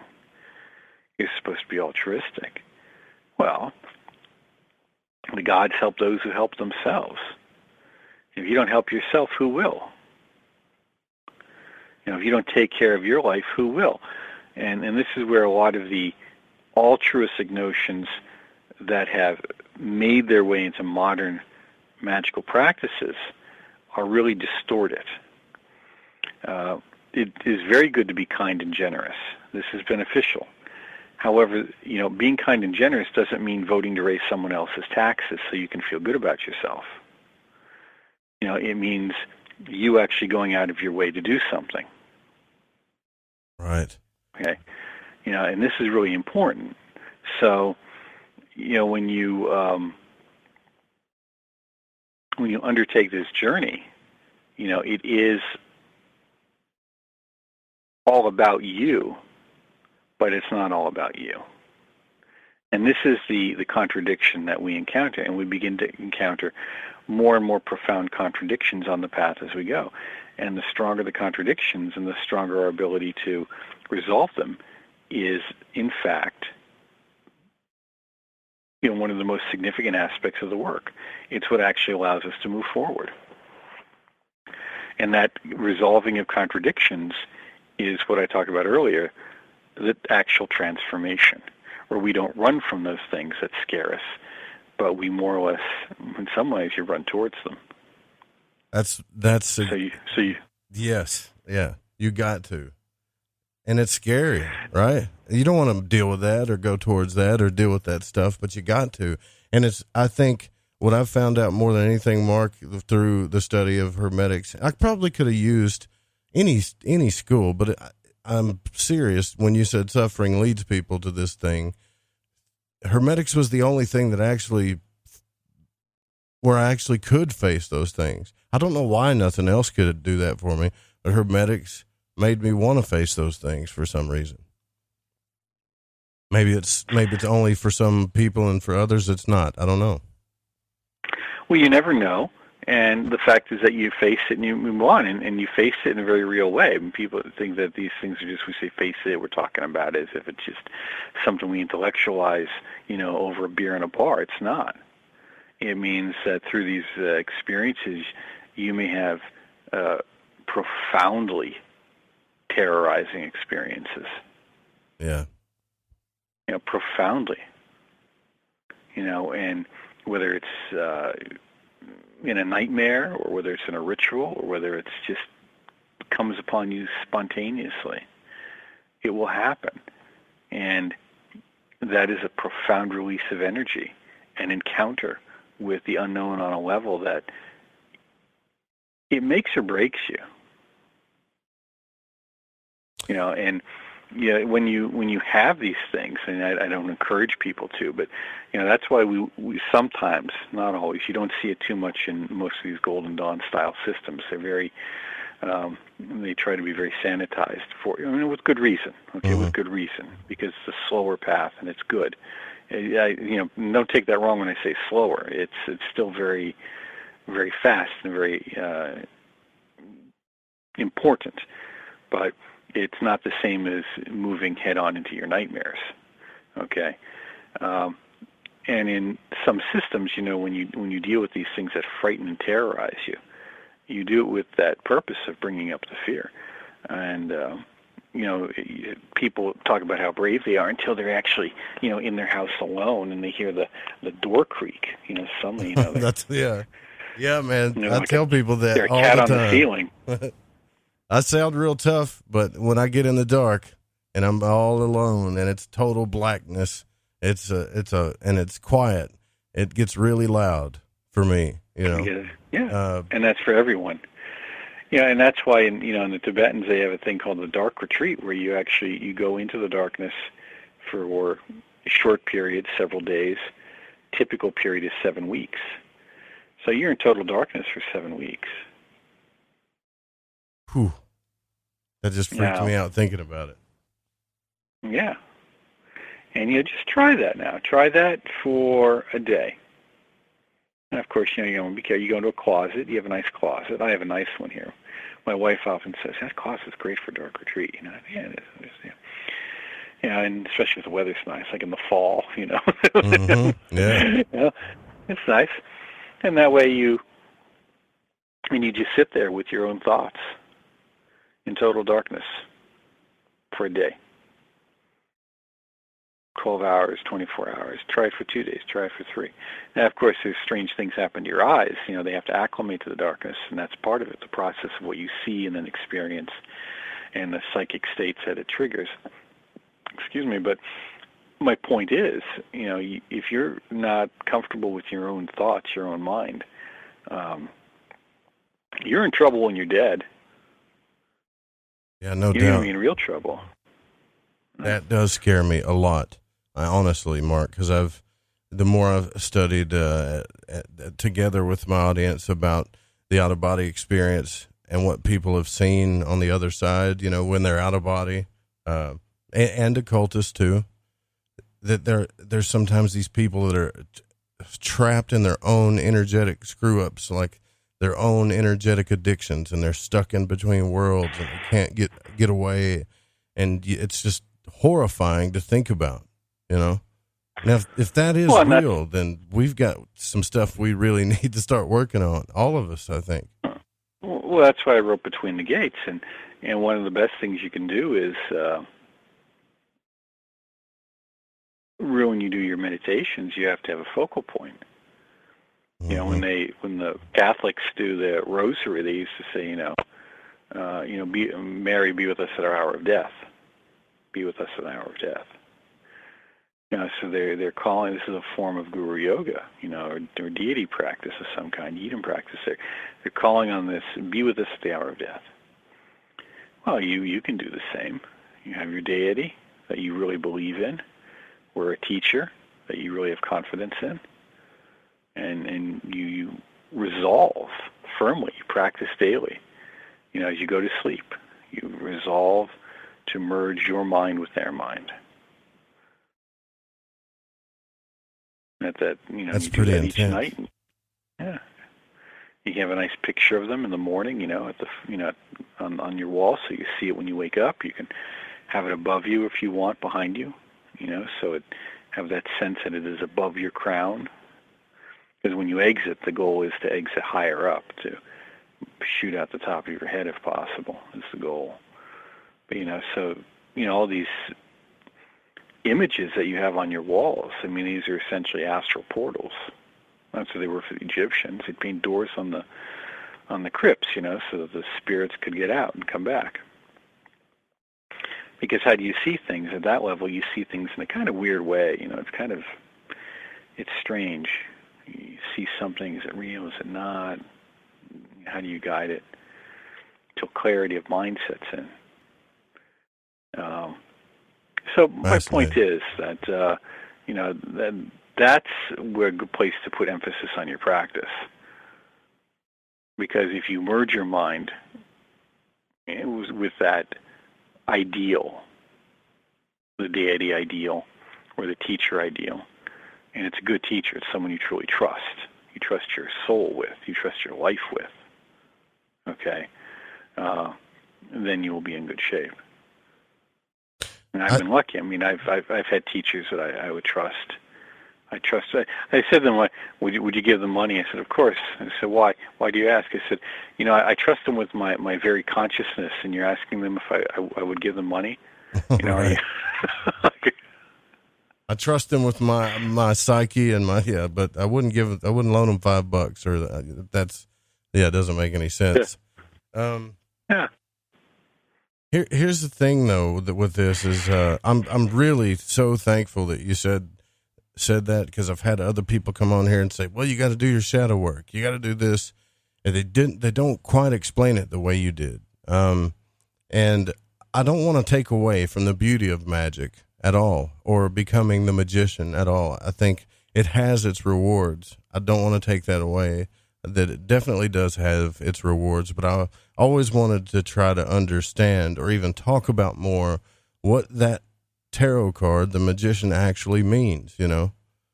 What does that actually mean? Is it just a sign that, okay, it's the magician card, it means this, and this because the book says so? Or is it representing a person who's actually rounded out all his elements, who's dealt with all of those things, and somewhat, I guess, has become a master of those things, so to speak? And if that's what a real magician is, then like you said earlier, they're probably few and far between, not everywhere, like the internet would have us believe. Well, the cards are, as we understand these tarot cards are relatively new, and the use of them in occult practices is relatively new. They were playing cards. They're games that they played with them. And, we see them having an occult application. I'd have to check the dates, but I remember, I think it's somewhere around the end of the 18th century we see it becoming most popular. And then, of course, Levy comes along and attributes them to the paths, and we see things like that go on. But, but you can see that's not universal. The French schools, even give the Hebrew lettering different than, say, the English schools, the Golden Dawn schools. They don't agree on that stuff. Right. Because there's different views. And when you look at the cards, you realize that you're looking at someone's worldview. Crowley's deck is fantastic, but it's particularly Crowley's deck. When you look at the deck of the kittens, it's definitely, the tarot kitten deck, it's a different view. It's a different cosmological view. And that's why we have so many of these decks out there. And the art can be beautiful on them. I have probably half a dozen decks. The art's beautiful, but they don't all call to me. That is, I don't always use them. I often keep them just for illustrations in a class, to show what different decks look like. But, when you're looking at them in terms of elemental content, like what does a magician mean? It is an archetype. It is this notion of some kind of perfect expression of selfhood. And it is not a mental state. It is a mental state but is not limited to the mental state. Remember, it is thought, word, and deed. Or as they say in different systems, body, speech, and mind. There's congruity, perfect congruity. There's no friction. There's no scoria. There's no, hesitation. There is no contradiction. Thought, word, and deed are harmonious. Right. Yeah. And in the Western systems, particularly ceremonial magic, despite its physical nature, there's not a very good integration of the physical element into magical practices. When it's done, it's external. It's rarely internal. The middle pillar is probably the best approximation we have for kind of internalized practice.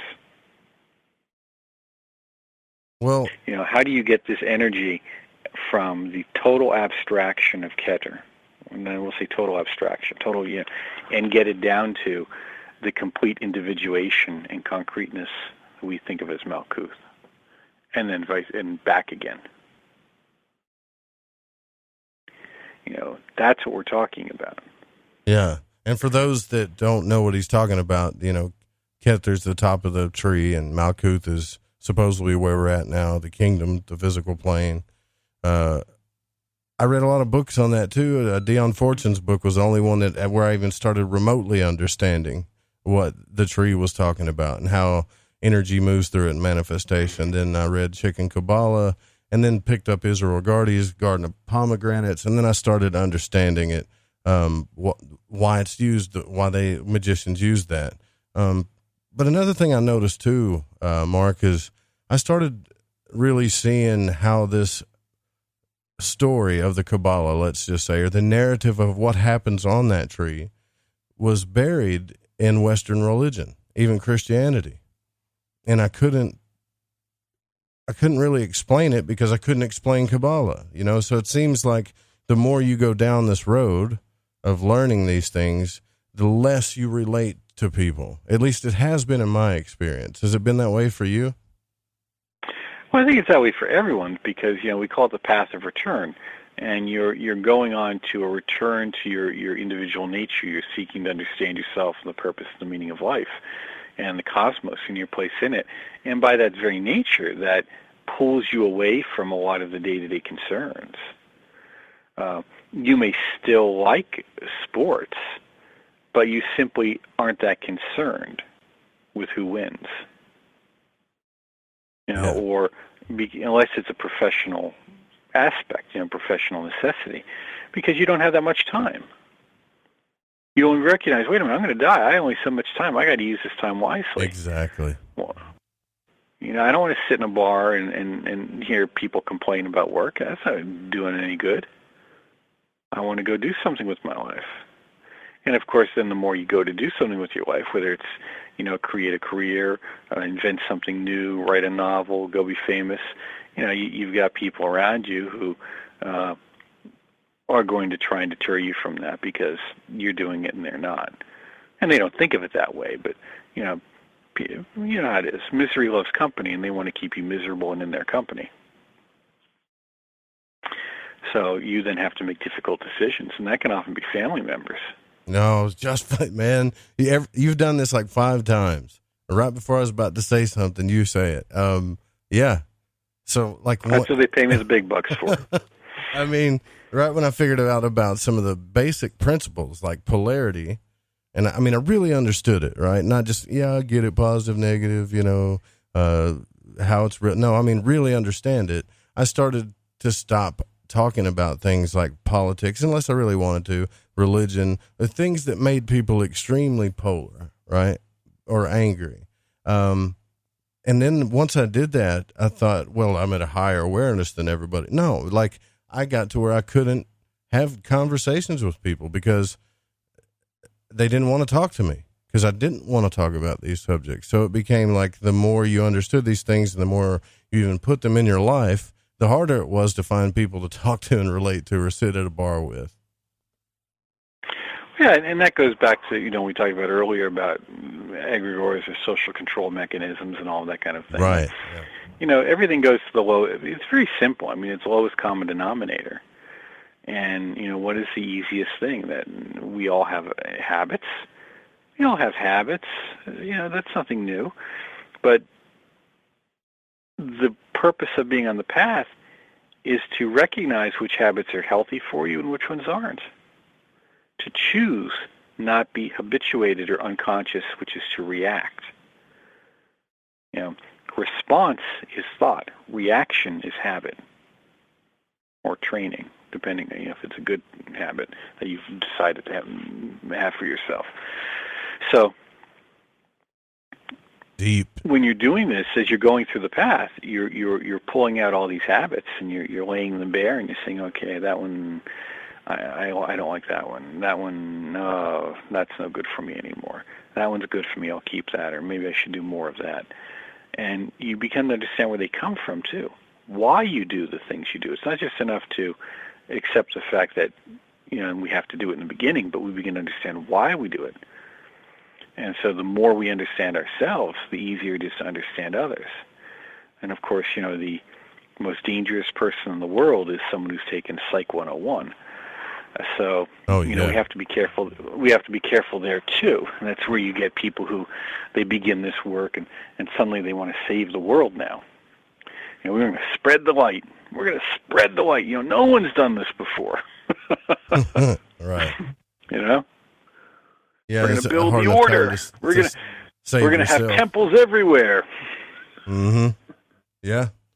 And it's real, and this whole thing is a self journey too, and you can't. And I struggle with that because I've got people that they want to save the planet and bring everybody up to this certain consciousness, right? And then you got other people. Not going to happen. That I'm like, well, maybe you should just let things work themselves out naturally and work on yourself, because at the end of the day, that's who it's going to be when you take that last breath. Well, that's the point. That's who it's going to be. And you can only help others to the degree that you've helped yourself. And the worst thing to do is get between someone and their karma. You just don't do that. Because now, I want to talk to you about that, actually, but we already blew through the first break. I got to take this one, man. Okay, sure. No, this is perfect. It's a deep conversation. If we blow through a break or relate on one, that's usually because it's a really good conversation. But yeah, I do want to talk to you about that, about karma and this wheel that we're on, and exactly what you said, the wheel. Should we get involved with other people's wheel and their karma, things like that? We'll be right back with Mark Stavish.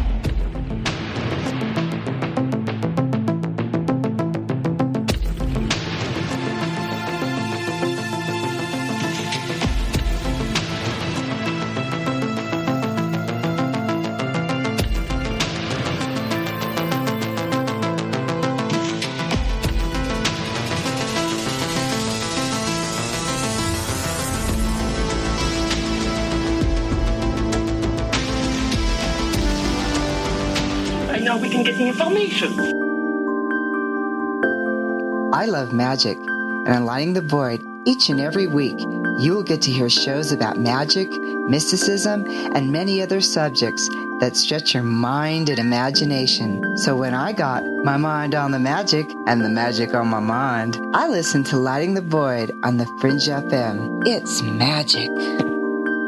May the gods look with favor upon you. You're wondering what we're going to do to you, aren't you?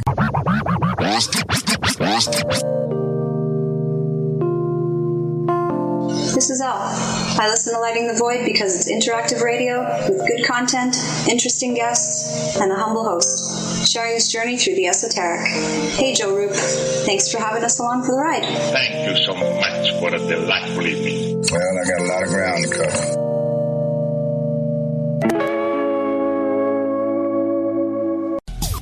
Hey, Fringe FM listeners, did you know that when you're on the road with limited data or no Wi-Fi available, you can still listen to every minute of the Fringe FM by calling 701-719-3971. No smartphone app or internet needed. Saves your data plan and no extra cost if you have unlimited minutes. Call 701-719-3971. That's 701-719-3971. Listen to the Fringe FM on any phone, anytime, anywhere.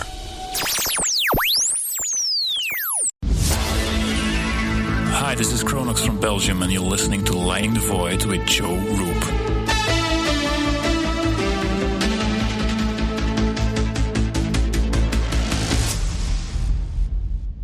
somewhere between abnormal and paranormal, there's a show called Into the Paranormal. I'm Jeremy Scott. Hear me live Saturdays at 6 p.m. Pacific, 9 Eastern on the Fringe FM. Introducing Shadow Light Tarot from Waking Canvas, the Fringe FM's new contributing artist, Eric Tisi. This hand-illustrated black and white self-published deck serves as a reinvention of the tarot, never before witnessed. Each of the several suits of this 88-card deck lineup form an infinite panoramic scene. Even the included visual companion guidebook is entirely hand-illustrated, cover to cover, with beautiful visuals and esoteric symbols and artwork. The newly released deck comes in a custom magnetic box with its own travel pouch. The Shadow Light Tarot Premium Deck and its travel-sized mini deck Wonderlight Tarot are both available now from WakingCanvas.com. If you use the code word FRINGE, that's F-R-I-N-G-E at checkout, you'll receive an extra 10% off your entire order. To discover more, including a free reading and time lapses of all the illustrated artwork, make your way over to WakingCanvas.com today. That's WakingCanvas.com.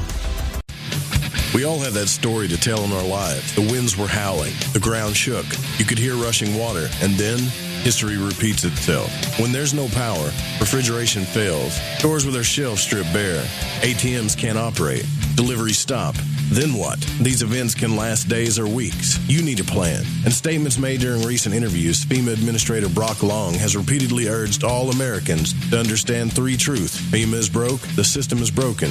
If this is the new normal, Americans can't rely on federal cavalry when disaster strikes. Don't get caught out in the elements empty-handed. Prepare with us by going to preparewiththefringe.com and get your 2-week food supply. 92 servings, 8 food varieties with 25-year shelf life. Normally $137, now only $75. Or get a month's supply, normally $247, now only $147, shipped in one business day. Just go to preparewiththefringe.com or call 888-440-7931. That's 888-440-7931. Get this great offer and be prepared while it lasts.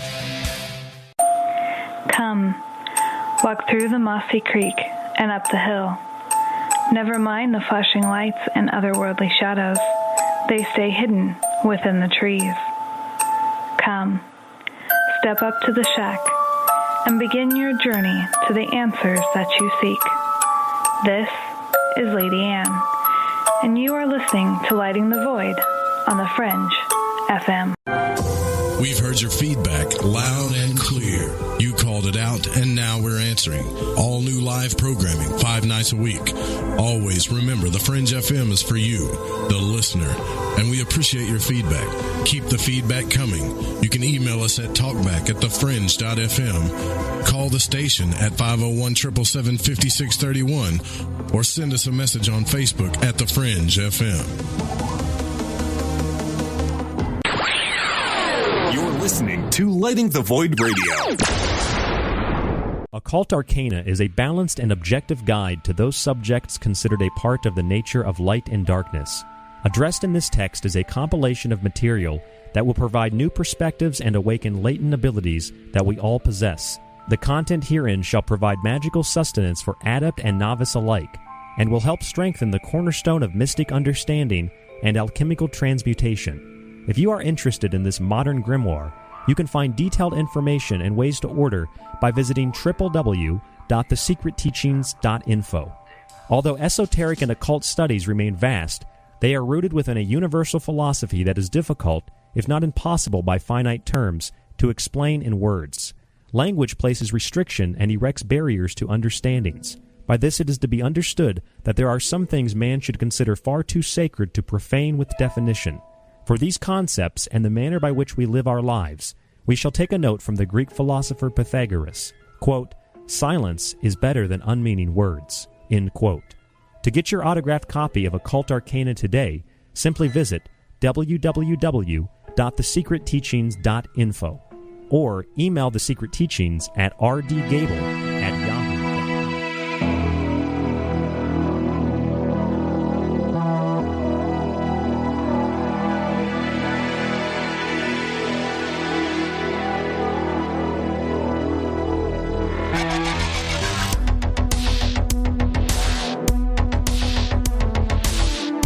All right, welcome back to Lighting the Void. I'm your host, Joe Roop. Tonight, we're here with Mark Stavish. Look, if you do want to ask a question, conversation's getting pretty deep about magic and Hermeticism. I mean, it's gotten deeper as we went along. But the call-in number is 1-800-588-0335. If you want to call into the program and ask our guest a question, you can also call the direct number, which is 501-424-5130. Mark, before the break, you were talking about karma, how we don't want to get involved with other people's karma. You know, work your stuff out. It's not a good idea to get involved with other people's karma. And I have found that to be true. Not just karma, but people's will. You know, don't mess with their will, what they're trying to do, their drive, and also don't mess with their karma. What do you do, though, when you care about somebody? Like earlier, you mentioned, I could already tell that you and your spouse have a great relationship because she said that would be a great place to have a dark meditation or whatever, right? So you guys kind of know each other when it comes to this, but are you there not to help her work out her karma? Do you still have to bow out or throw your hands up when she's working on something, or can you work on it together? Hey, look, I remember I was standing on top of a nice mound in upstate New York with a fellow, and we were talking to this young Western convert to Tibetan Buddhism who was in robes. But this was a married order, and he was going to get married. And we said to him, now remember, the most important thing for you to know how to say is yes, dear. Right, yeah. And he laughed, and we said, no, we're serious. You think we're joking, right? Yeah. We're serious. So, I mean, that's the reality of relationships, okay? And you have to learn when to walk away and let people just experience what they're going to experience. Yeah, quit trying to fix the situation all the time. Yeah, you're not here. Messiah is not written on my ID card as a occupation. And too many folks get involved in this, and suddenly they want to save the world. I mean, it's like the worst. The worst person is the reformed smoker, or the reformed drunk. They want to go out now and get everyone to stop smoking or everyone to stop drinking. If you don't get in the way of other people's karma. Now, it doesn't mean you let them do bad things to you. But trying to save people from themselves is the path to hell for everybody. And that's what we do, unfortunately. You can only help people who want to help themselves. And that is a terrible, painful truth that idealists don't want to understand, because they don't want to understand the nature of life, the nature of the universe. That the universe that we live in is indifferent. It doesn't care. Yeah. Because if it cared, things would be different. But we have tremendous suffering in the world, and if the universe didn't want it to be possible for that to happen, it wouldn't happen. Now, at the same time, we have tremendous happiness and joy. And if the universe didn't want that, unless I use this term, universe, we don't know what that is really. I mean, is it conscious? Is it sentient? I mean, is there a creator God? I mean, that's for people to figure out. But my point is, the universe is the way it is, and we have to go with nature. And that's what alchemy is about, is learning nature, understanding our nature and the nature of things. And too often we want to interfere in other people's paths or journeys because we know better. You see that all the time. We know better. And whole political movements are based around that. People forget communism was a utopian ideal. National socialism was a utopian ideal. How many 100 millions do they have dead between them? So you work on yourself and you fix yourself. And if people want to learn, if people want to listen, you can help them along the way, fantastic. Jesus said, go preach the gospel, and if they don't listen, leave. He didn't say beat them over the head with it. Right. But he did also tell them that the Pharisee, the one thing that I laugh at in there is where he said, the scribes and Pharisees are harbingers of hell. and that they're the creators of hell. You know, like the lawmakers and the people that are out telling everybody how to live and pushing dogma. Yeah. Jesus said those people were the bringers of hell. Isn't that funny? Yeah, well, and you see that all the time. I mean, you see that in the various scandals in different religious organizations. You see that in different scandals, even in the esoteric. But but they're often not big enough to warrant the news or worthwhile. But you look at the various scandals that take place internationally, but with different religious organizations and peoples, and idealistic politicians and these different political ideals. And the scandal is the hypocrisy. To do as I say, not as I do. So you have to focus on yourself and your own becoming, because the more you are able to do, the more you are able to be, the more you're able to express, the more help you will be to others. It's just that simple. So you help people to your capacity along the way, but this idea of then that's where egregores come in with these religious groups and cults. That. They sell you a bill of goods. They manipulate your idealism. Mm-hmm. The world's a terrible place, but we're going to save it from itself. Right. You go out there and recruit all your friends. Here's membership forms. Here are the dues. Get them all in here. We're going to save the world. And of course, what happens is the battle is the eschaton. There's a battle against something. Everything is in these vast apocalyptic notions. Hey, it's out there. There are bad people out there, and they are doing bad things. We know that. But, this idea that, you're going to be on the army of light, and you're now going to crusade against, the Black Brotherhood, mm-hmm. or something like that. These ideas are often pumped, and they're dangerous. Not that they're not in part true, but they're a very comic book way of looking at the universe. And the appeal to an adolescent-y idealism, regardless of the age of the person, but that kind of fantasy idealism, they appeal to it. So that's why you see why so many of these groups often grow, and they grow and they grow and they grow. They pop, they disappear too, but in the meantime, people go with them. So... Well, that's the function of an egregore. You've got the book. I'm stoked too, by the way. Anybody that's got an Audible subscription like me and you like audiobooks and you got that one credit, I've got it. And you've got that book. I'm going to get it. Egregores, the occult entities that watch over human destiny. So here's the thing. We're told there's this magical war going on all the time, that there's these beings in the astral realm that are warring each other, and we just don't see them. What are your thoughts on all that? Now that you're speaking about this, you said there's some truth to it, but it's being more pushed for, cultish type reasons. But what have you found to be true about that, those ideas? Of course it's true, but it's been true since duality. That's the beginning of time. It's just a matter of that's what time-space is about. It's going from subtlety to density and density to subtlety, as above, so below. As below, so above. Mm-hmm. To accomplish the work of the one thing. So you have these energies moving, these activities taking place. And the cycles. We have cycles of periods when there was probably profound enlightenment. We think of that as the Eden or the Edenic state, the Golden Age. And now you go through the cycles of Silver Age, the Bronze. I think this is sometimes called as lead or steel. The Kali Yuga.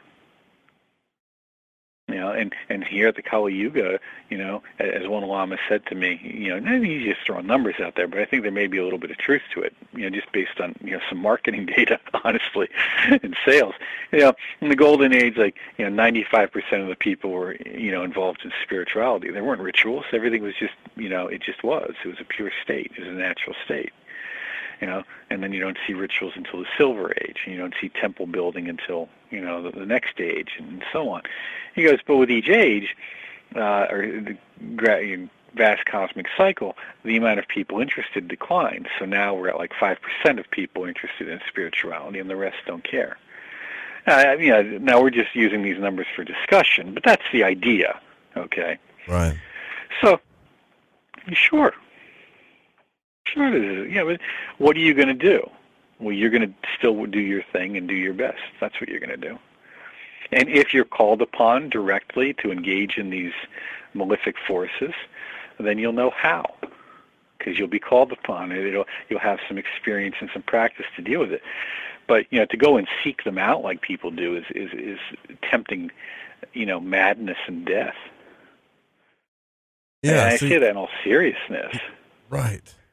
Thank you, because everybody wants to go fight the demons. I'm going to go in the astral realm and fight the demons. I get those emails, I feel like I've been called to fight demons, and, tell me what book to read first. Like, what? Okay. Yeah, read the Book of Nature, it's called, Book M, and read that, and then you'll know what to do. And if you don't know what the Book of Nature and Book M is, then you shouldn't be trying to fight demons. It's that simple, okay? Now, the point here is that we have a tremendous interest in the paranormal. And we can explain that in Kabbalah as basically a tremendous interest in exploring the realm of Yesod, okay? And the lunar regions. Lunar regions in that domain have a heavy Saturn influence to it, very Saturnian, heavy and dense. And when folks go without sufficient understanding into that realm of the imagination, which Yesod, the lunar realm, is, they are often drawn into fantasy and delusion, and with that, madness. Now, I'm not saying you're going to go crazy because you just do this. It takes a lot of effort. You got to work at it. But I've seen people who were goal-oriented, and they managed to get there. Okay? Most people just scare the crap out of themselves. Okay? But think of it this way. If you're that person or group of people who decided you were going to screw around with some, bad occult rituals or, Ouija board or something over and over and over again. Notice repetition is the key here. Over and over and over again until you finally, got something. And that over and over again could be 5, 6, 7 times. It could be 3 times. It could be a dozen. Who knows, right?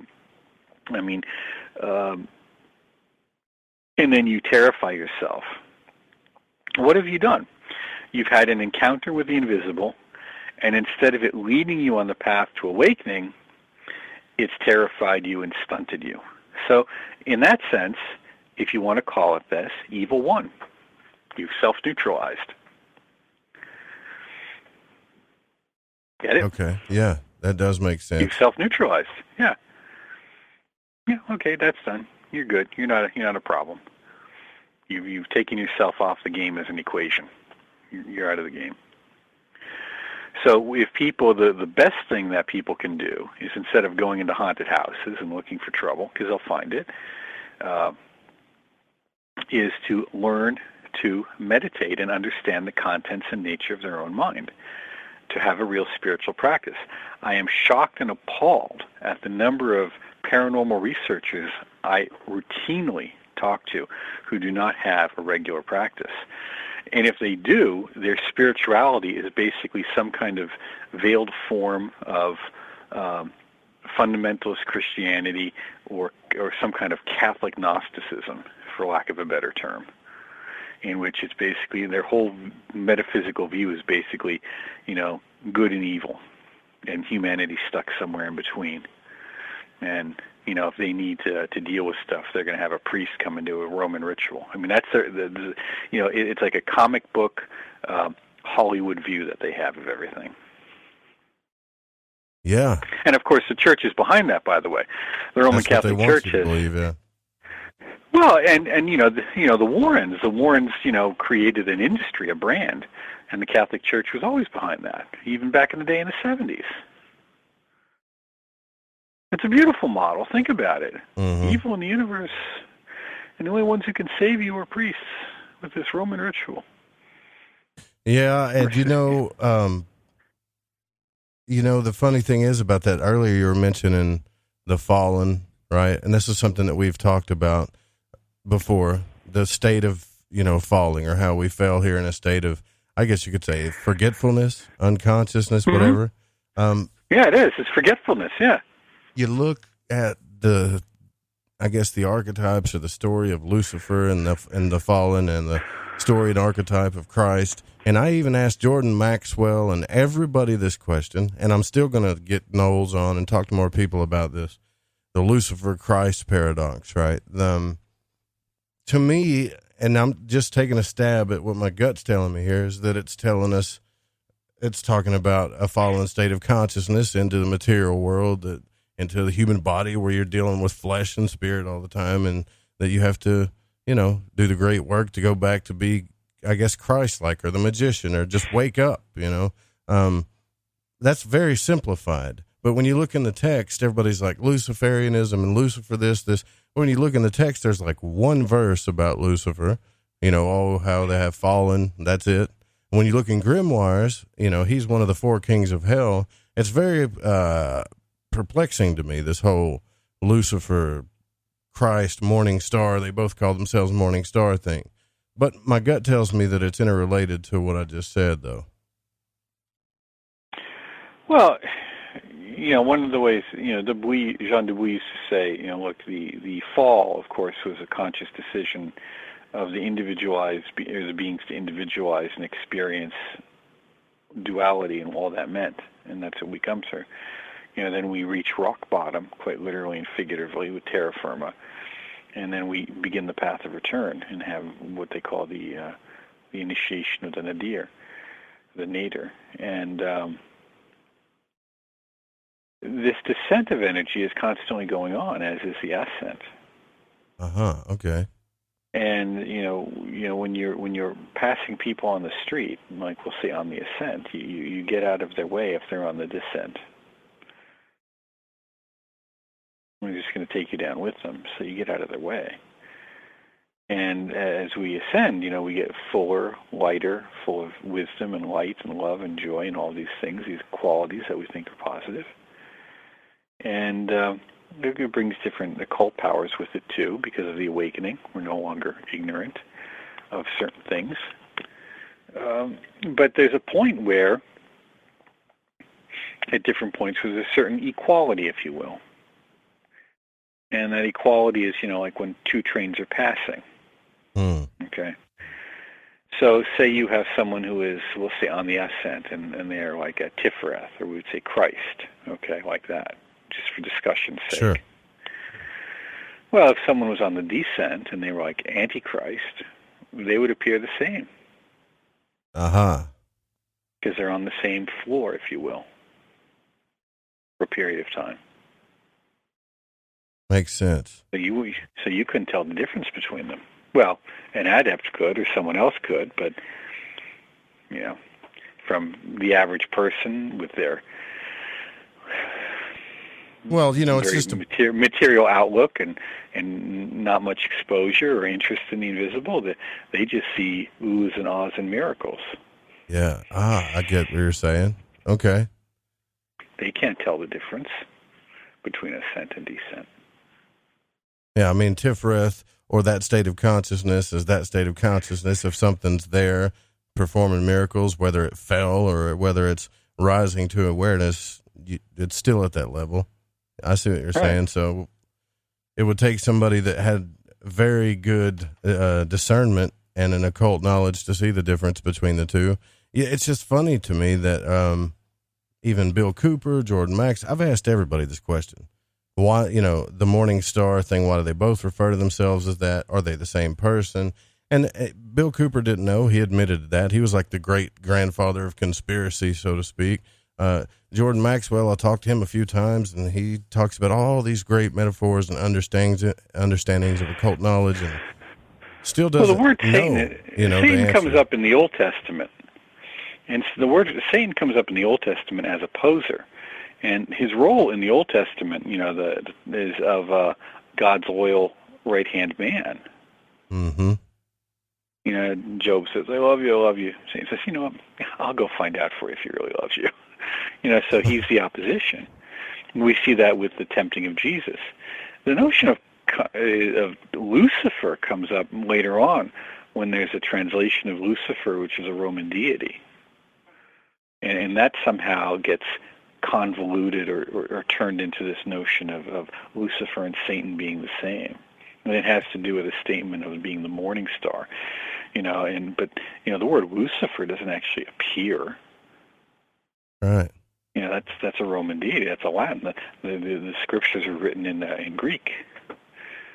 So, and there's a wonderful fellow online who did 2 lengthy YouTube videos on this where he goes over the language. And I remember briefly. I have a degree in theology, and from a Catholic school nonetheless.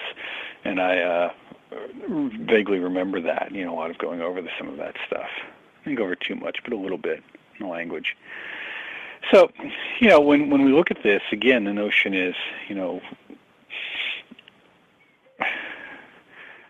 universe is hierarchical, okay? I mean, and that hierarchy is not a democracy. You don't get elected to a position, you earn it. You earn it through your efforts at awakening. And there are other beings in that hierarchy that probably have never been on Earth, never will be on Earth.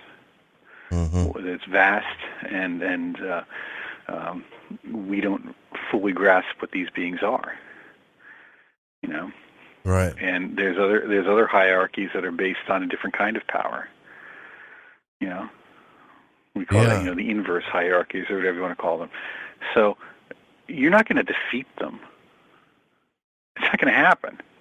What you're going to do is not play the game. You're not going to be overwhelmed by them.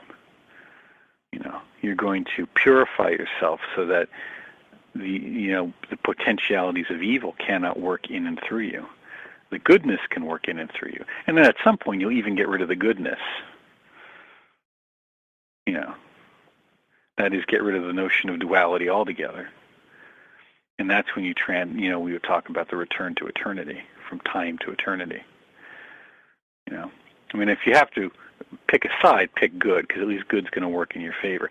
I explained it to someone this way once. I said, if you pray to an angel may not give you what you want because it looks out for your best interests. Okay? Right. But if you pray to a demon, the demon will give you exactly what you want. But it's not going to look out for your best interests. Yeah, no, it's got... So you had better make sure you know exactly what you want. That's why the grimoires are filled with all these legalistic caveats. To make sure they... Okay. That totally makes sense now. And when you're dealing with contracts too, that's another thing. I'm getting some questions in the chat room about that.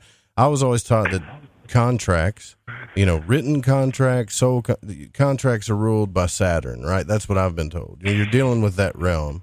And Anastasia's asking, well, if that lunar realm, the astral dream world, has a Saturn influence, can you do contract or release yourself from contracts in that dream world or in that lunar realm?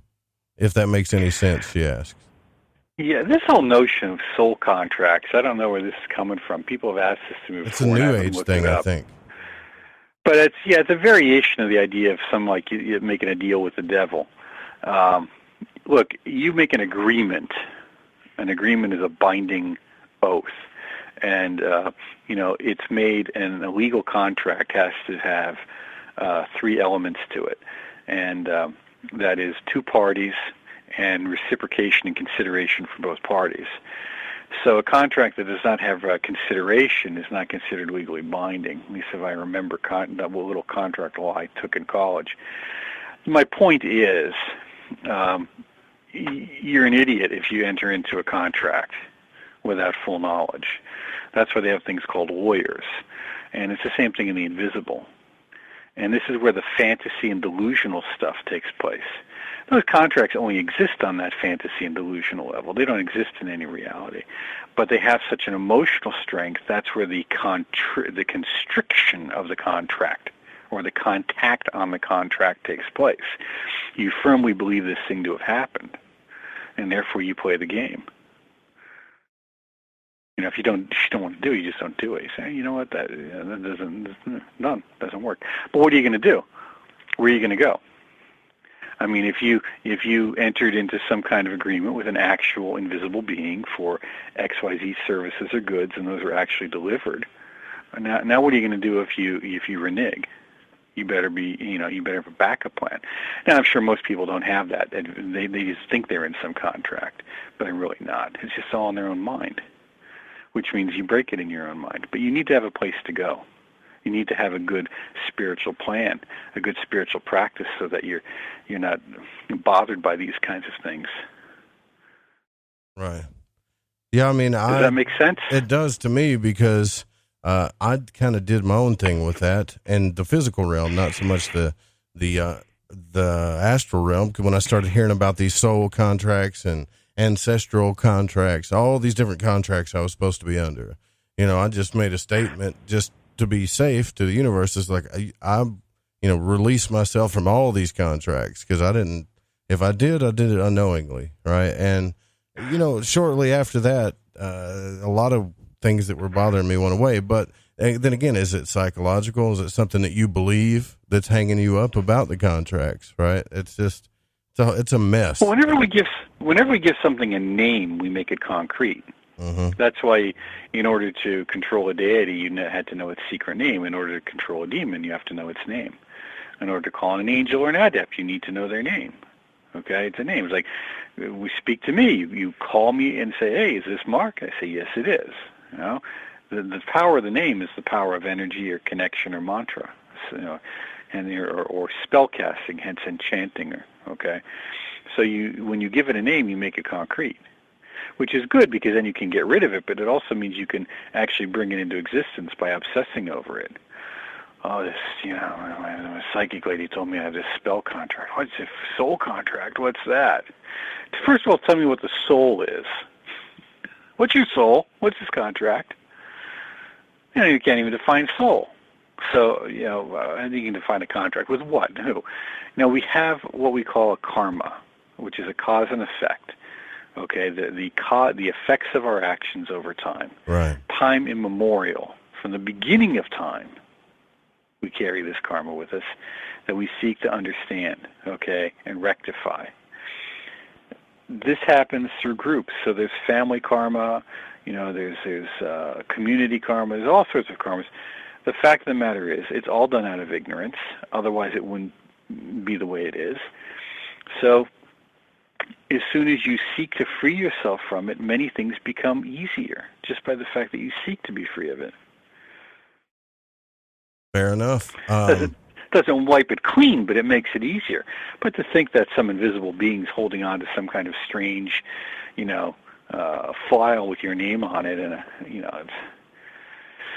Hey, I can hear your frustration. Already, it's so infantile. Right. I don't want to insult your listeners, but this is infantile.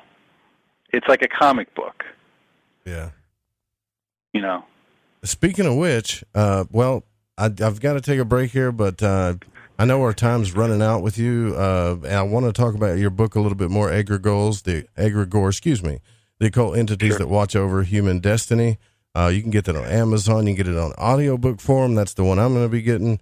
I want to ask you some questions about Crowley and Lovecraft, and even relate it to what's going on today in modern society with when we see shows like Stranger Things, and where it shows these types of things. We'll be right back, though, right after this with Mark Stavish, guys. Don't go anywhere.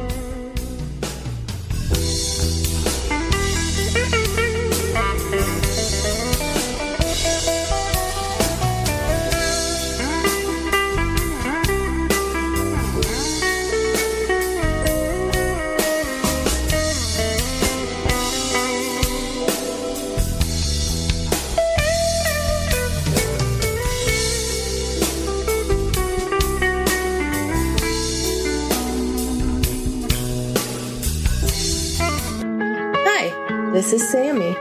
Join us in the Deep South as we're lighting the void with Joe Roop on the Fringe FM. Did you know that qualified patients can access medical cannabis in all 50 states? CannaSense is a medical cannabis collective that helps patients in all 50 states gain access to cannabis medication. CannaSense does this with a streamlined process and strict compliance with the Compassionate Use Act of 1996, the Affordable Care Act, and the U.S. Constitution. It is important for each patient to understand the legalities involved, the costs, and the benefits of cannabis medication. Through truth, legalization, and education, the medical benefits of cannabis will supplant recreational perceptions, and the real vision for change will be realized. Let the people and their personal doctors take control of their medical cannabis decisions before the greed of big business takes over. The tipping point for change is today, and CannaSense is ready to lead the charge and enable legal access for all qualified patients to medical cannabis through its proven system. For more information, go to thefringe.fm/care or click the banner on the website today. Ahoy there. Gigi here from Shift Happens. Do you like to boogie down to topics such as ufology, the occult, and the mysteries behind our reality? Well, I invite you to join us every Friday night at 7 p.m. Pacific, that's 10 p.m. Eastern, as we like to punch that curiosity button and tickle that fancy. We tickle that fancy, but yeah, I don't know if that's the right analogy, but there's certainly a lot of tickling going on over here at Shift Happens.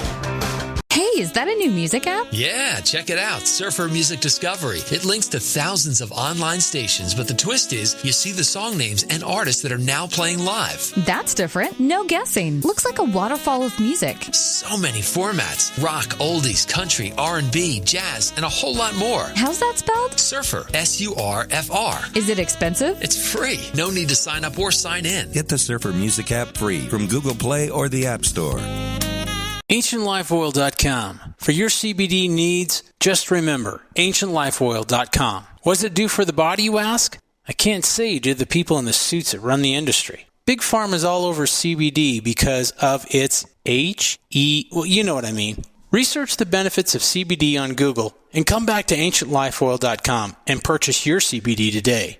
Non-GMO and all organic. You don't want to be using a petroleum product. You want to be using the cleanest CBD product on the market. AncientLifeOil.com. We even have CBD for your pet. Help your pet's discomfort. Help your discomfort. Log on to AncientLifeOil.com. That's AncientLifeOil.com. Newly reduced prices to pass off the savings to the most important person. You. AncientLifeOil.com. And one more thing, we have topicals too. So if you have joint pain and some different issues that are going on in your body, you might want to use a topical. Think about it. AncientLifeOil.com. Alex Exum. This is Alex Exum of the Exum Experience in Live Talk, where we discuss current events, society, and culture. My shows are based in actuality, actual existence, contrasted with what was intended, expected, or believed. You can listen to me live Tuesdays, Wednesdays, and Thursdays at 7 p.m. only on KTLK, The Fringe FM. So, you love talk radio? Then you'll love TalkStreamLive.com. TalkStream Live is always on, 24/7 with the best streaming talk shows. Find your favorite talkers and discover some new ones. It's free, readily available online or on mobile with any smartphone or tablet. Finding your favorite talk shows all in one place has gotten a whole lot easier. Just go to TalkStreamLive.com. Be sure to download the free apps from Google Play or the iTunes App Store. The Fringe FM isn't just a radio station. We also provide services for all your audio production needs. If you are interested in live radio or pre-recorded podcasts, we're here to help. We even do audio enhancements and voiceovers if needed. If you want to do a podcast or live radio show and even want the option to syndicate on terrestrial radio, from simple audio file enhancement to live production and call screening, we have you covered. We have worked with some of the best professionals in the business in order to provide coaching instruction for content creation, show structure, and more. Contact The Fringe Digital Media for more at info@thefringe.fm. That's info@thefringe.fm. Or call 501-777-5631 for a consultation. When I'm done running with the wolves after hunting down a half-ton bison, I look forward to a mind-teetering escapade evening on The Fringe FM. You're listening to The Fringe FM, and I'm Michael Deacon reminding you, You can find my show right here on the Fringe FM every Sunday night at 9 p.m. Pacific Standard Time, 12 p.m. Eastern Time, or by going to michaeldeacon.com. The choice is yours.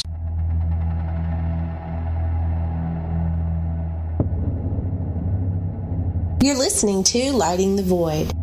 The call-in number is 1-800-588-0335. If you would like to text, you can text in at 501-777-5631. Welcome back to Lighting the Void. Tonight we're discussing Hermetics, Egregores, energy, alchemy, the whole shooting match with the one and only Mark Stavish, author of this book that we've just brought up to. He's the author of over 30 books, but this one, Egregores, the occult entities that watch over human destiny. Also, the director of the Institute for Hermetic Studies. In this book, Mark, I wanted to talk to you about thought forms in this way. Like, that whole H.P. Lovecraft thing has been brought up by quite a few people. And I get that. I get why so many people are drawn to it, especially occultists. And then we watch shows like Stranger Things where these kids are playing Dungeons and Dragons and then they're talking about, you know, it's the monster or whatever from the other side, and there actually is one on the other side. You know what I mean? Yeah. It's like they're showing this. They're showing this girl named 11 in this void realm of darkness, and it's kind of like the in-between state. And I see this time and time again where it seems more prevalent in newer television, and I think it's time that we all start learning what this stuff means, because I don't know why that's happening. Are there forces that make that happen, or are these writers or occultists are really just pushing this stuff through? What I'm afraid of is that we're all going to get the wrong idea about things. And just bear with me just 1 second here. Like Baphomet, right? Now, anybody that's read Eliphas Levi or any books like that, they kind of understand the symbol of Baphomet. But when you turn on the television or you look at the Church of Satan, Baphomet means a whole other thing. It's like it's been painted as the symbol of the devil. But if you read Eliphas Levi, it doesn't mean that at all. And that's the stuff I find frustrating, you know. Do you know what I'm talking about? Yeah, well, it's one of those get in line situations, you know. We got jackets, right? Yeah, we got jackets for that, and the bowling league meets on Thursdays. So you have what's going on now is what's called occulture, or culturizing of the occult. And so we see a lot of these, what were once occult ideas or symbols, increasingly used in fashion statements and other sorts of things. I mean, it's amazing how many different kinds of Ouija boards you can buy. I mean, your throw rugs, pillowcases, you know, keychains, you name it, they can put a Ouija board on it. Same with any of this stuff. So, but it's interesting that that's the one that becomes that we see. So you have this whole notion of these occult forces out there, but you also have some cyclic things going on too. You know, astrologically, things are very predictable in a lot of ways. So, you know, so many years things return in interest and in different ways. So you have this notion of course, this psychic phenomena, this MK Ultra kind of thing going on with Stranger Things. And it's good. I mean, it's a good show in some ways. Mm-hmm. Are the people pulling on occult knowledge? Yeah, to some degree they are. Certainly to some degree they are. How good is it represented? Well, that depends on who you ask. Sometimes I think it's better than the professional occultists think it is. You know, my complaint with most occultists is they couldn't recognize. The only time they can recognize magic is when it looks exactly like what they learned in a book. You know, probably one of the best magicians, actually practicing occult magicians, and professors of occultism was Culiano, whose book Eros and Magic in the Renaissance should be must reading for anyone. And you notice Culiano was assassinated by the Romanian secret police, I think in early 90s. And he talked about in his book how the real magicians are the public relations people, the psychiatrists, the politicians. And of course, he knew what he was speaking of, coming from Romania at that time, police state. So we have, the manipulation of the mind. How does symbolism affect the mind? That's what ritual is about. How does this symbol affect consciousness? But not just consciousness, but matter. It's energy, consciousness, matter. Remember the Trinity. How does it go back and forth with these things? So when we're exposed to a lot of these symbols through Netflix and whatever, it has an effect on consciousness to some degree. What? It's not always clear. But, when you look at the Netflix scheduling of programming, it's clear that their writers, and of course the people who decide which shows will go on, the gatekeepers of the media, have a certain obsession with dystopian futures and the destruction of the world as we know it. They seem to just love dystopia and disaster. Yeah. It's, they just keep pumping that into the popular psyche. I use that an example is like that new show Sabrina the Teenage Witch, where they're all going to this magic school and they're praising Satan. They actually say it. It's kind of funny, actually. They say it like we would in church, like praise God. They're like praise Satan, But in the room, they, when they walk in, there's a big statue of Baphomet, right? And it's kind of different. Right. It's not the one Levi put because it's got the two children there, but it's totally it's distorted in a way, what the real meaning of that symbol was. But now I'm wondering, well, have we now changed its meaning? Because you can't they came to, the Church of Satan came here to Little Rock and just picketed all around Little Rock about freedom of religion and put the statue of Baphomet out here and made it a satanic thing. And so now I'm wondering, is it a satanic thing now? Because we've just put our focus totally on that. Have we lost its true meaning? Well, that's the problem. There is no true meaning. You can change the meaning of anything over time. That's the reality. Look, for many people, the sign of the cross or the crucifix is a sign of evil, depending on how they experienced it. Right. Yeah. Okay. So, and for others, it's a sign of deep devotion and spiritual protection and power. There's different aspects to these things, both emotionally and intellectually, within people individually, but also then to some degree, we'll say psychically or astrally, depending on how it's worked. That's the notion of the egregore. A lot of folks I was talking to someone today who, they started their group and then they left the main church or the mother group, we'll call it, and, to go out on their own. Okay, well, that's good. They got the blessing to go do that. And we see that a lot with different groups, in the Golden Dawn.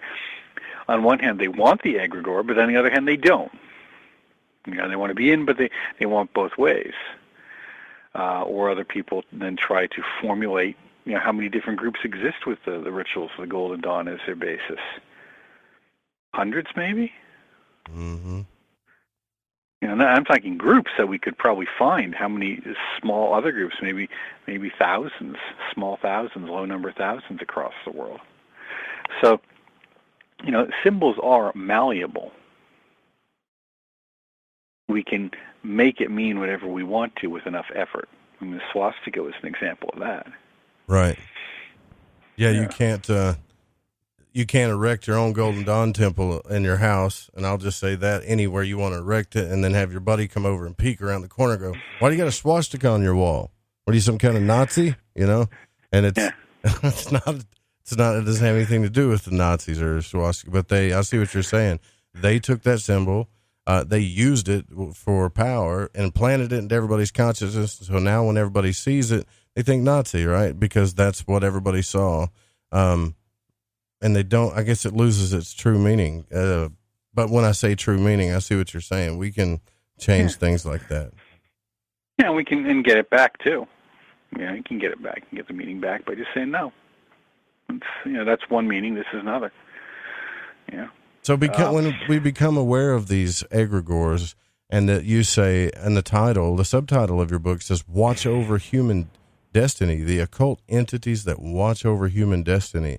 That's fun. That's interesting because you didn't put the angels or the demons. No, just the occult, which just means hidden. the hidden entities that watch over human destiny. What did you mean by that specific? Well, just that. They're occult. They're hidden. We don't, you don't see them. People can, if you develop enough psychic clarity, you can, but the average person, the average psychic, the average occultist doesn't even see them. They're there. They're just a hidden force, like a thought, an idea, a habit, an impulse, a suggestion, behind your actions. And, I didn't specify any of that because they're vast in number. They're not all angels. They're not all demons. There's a lot of different kinds of occult entities. The thought form created by the marketing campaign for Coca-Cola is an egregore. Star Wars is an egregore. Hey, Jedi religion here, something like that. So all these things are a variety of occult or hidden forces that are pushing and pulling us in various directions. When you say watching over, do you mean influencing us? Is that what you mean? Yes. Yes. Okay. Because you just said pushing us in different directions. So when we become aware of them, right, can we move them? Can we influence them? To some degree. Okay. To some degree, and that's if, it depends on the individuals and the egregore and what its function is. I'm not getting the impression, though, that it's very important about whether they are specific names or angels, deities, or demons. Am I wrong about that? Because my brain wants me to ask you right now, who are they? What's their names? Where do they come from? Well, there's a variety. Even a book can have an egregore, okay? A family has an egregore, like the Kennedy family or the Rockefeller family. All families do, but some are bigger than others. They're multi-generational forces at work. And do they have particular angelic or demonic or planetary, deific energies behind them? Sure they do. But if you can't identify it, then you don't need to know its name. What good will that do? Work on your own stuff. Right. This is kind of a sensitive subject, but I do want to put this out here. Tracy Twyman was a good friend of a lot of people, and she was out to find, the Epsteins and all these people that are doing bad things in our society. The last interview that she was on before she passed away, was on Freeman TV, and she had talked about on that show how she was invoking Baphomet, like actually invoking entities and stuff, I don't know why. I don't know if she was trying to figure out the truth about what's going on, because they believe, the people that are trying to figure out what's going on with people like Epstein and the powerful and stuff, there's people out there that are investigating them, just like me, just regular people, trying to expose them. And then these bad things happen, the reports say she committed suicide, but most of us know that's probably not what happened. I just want to find out, I know it's a sensitive subject and people really liked her and loved her. It's just, I just want to express how dangerous some of this stuff is to people sometimes to mess with. And if you really do start getting on the trail of some of these people, or whoever they are, what can happen? Like, we got so many vigilantes now that want to save the world. And I think that's great. Like you said, I think it's good that we have that kind of heart, but this is a deep and vast subject, this occult stuff. And I think we just really need to be careful about what we do and how we go about it, especially if we think we need to go save people. You know what I'm saying?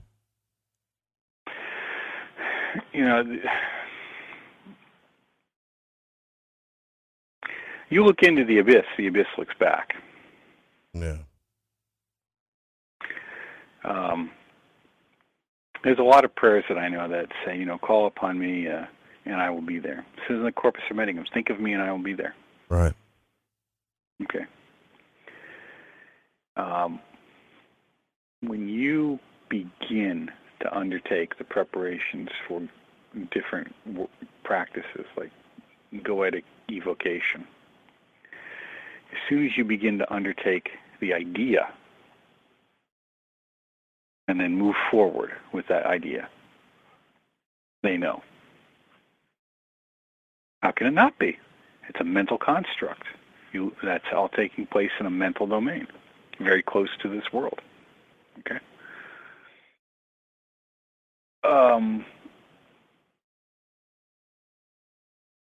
I don't know much about Tracy. Sure. I knew a few people who knew her, who liked her, who left working with her. And they left because, and I'll be very clear and blunt here, from what they described and what you have described,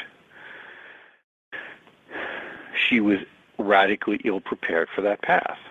It was, quite frankly, it was a path of insanity. I wouldn't be surprised if she killed herself. Yeah, we just don't know. I mean, it's under investigation now. And you'll probably never know, because the other factor that goes on with this kind of work, which is not well understood, and that's why I always tell people to read The Trickster and the Paranormal by George Hansen. It's a fantastic book and should be must-read by anyone doing paranormal research, is how people who are engaged in paranormal, and he was engaged with it for at least 8 years professionally, full-time in the 80s, in the 2 functioning psychic labs at Duke and Princeton, okay? He knows well what he speaks. And he knows, the key players involved even to this day. A lot of these people come to a bad end. Yeah. It's not talked about, but they come to a bad because they don't understand their own mind. They don't understand what's really going on. So they have visions, they have dreams, they have insights, they hear stuff. Maybe there's some paranormal phenomena, like telekinesis or something, and they can't put it in the proper perspective. Right. Again and again and again. And on top of that, once you get into this energy level, these energies, okay, hyper energies are more subtle, they're more stimulatory. That's why they find all their vices get kicked in. It's not uncommon to see people, a lot of these movements degrade into various forms of debauchery. Yeah, I know it. See, and that's my whole thing. Like I didn't know her that well either, and I went back and started listening to a lot of shows that she did, and it started to scare me a little bit because some of the occult stuff she was getting into is pretty deep, and I was thinking, okay, but here's the thing. Her whole purpose was to defend the people that can't be defended, that can't defend themselves, like children, stuff like that, people that she figured out or knew deep in her heart that were being used for really bad purposes. And go be a private investigator, go be a cop, go be a social worker. Right. But if you're going to look, the forces, if you want to look at it very simply, as I said, the angelic forces look out for your best interest. Why is that? Because they deal with harmony, order. Everything is orderly and harmonious. That's why things can often act very slowly. But that's also why I wrote an article. It was the first time I ever used, we'll say, spicy language in the title, and it was called Why Angels Can Be Douchebags. And it has to do with, they have an agenda too. They're not just here to fulfill your wishes. And if you come to them with an outrageous and unrealistic expectations, where do you fit into their plan? They're control mechanisms. These are the cosmic levers of the cosmos, of energy of the cosmos, keeping harmony on some function there. Now, for a simplistic view, what is the demonic? It's fundamentally chaotic. Okay, so because it's fundamentally chaotic, it can only lead to madness and death. That's it.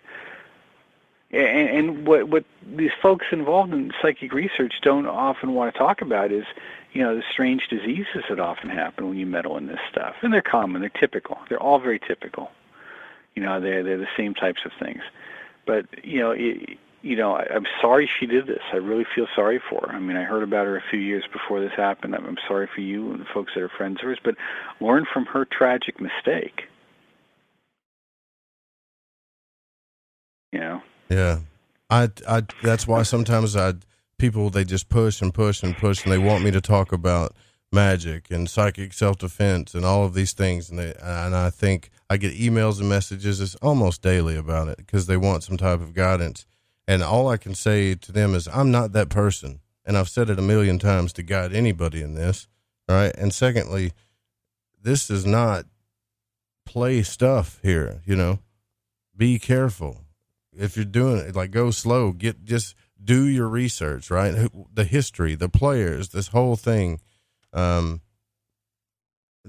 guess I'm scared of that people are too naive, and that I might be a little bit too sometimes. Well, they are too naive, but they're also in some fantasy-driven foolishness. I don't want to be harsh, but it's really what it comes down to, because by their fruits you will know them.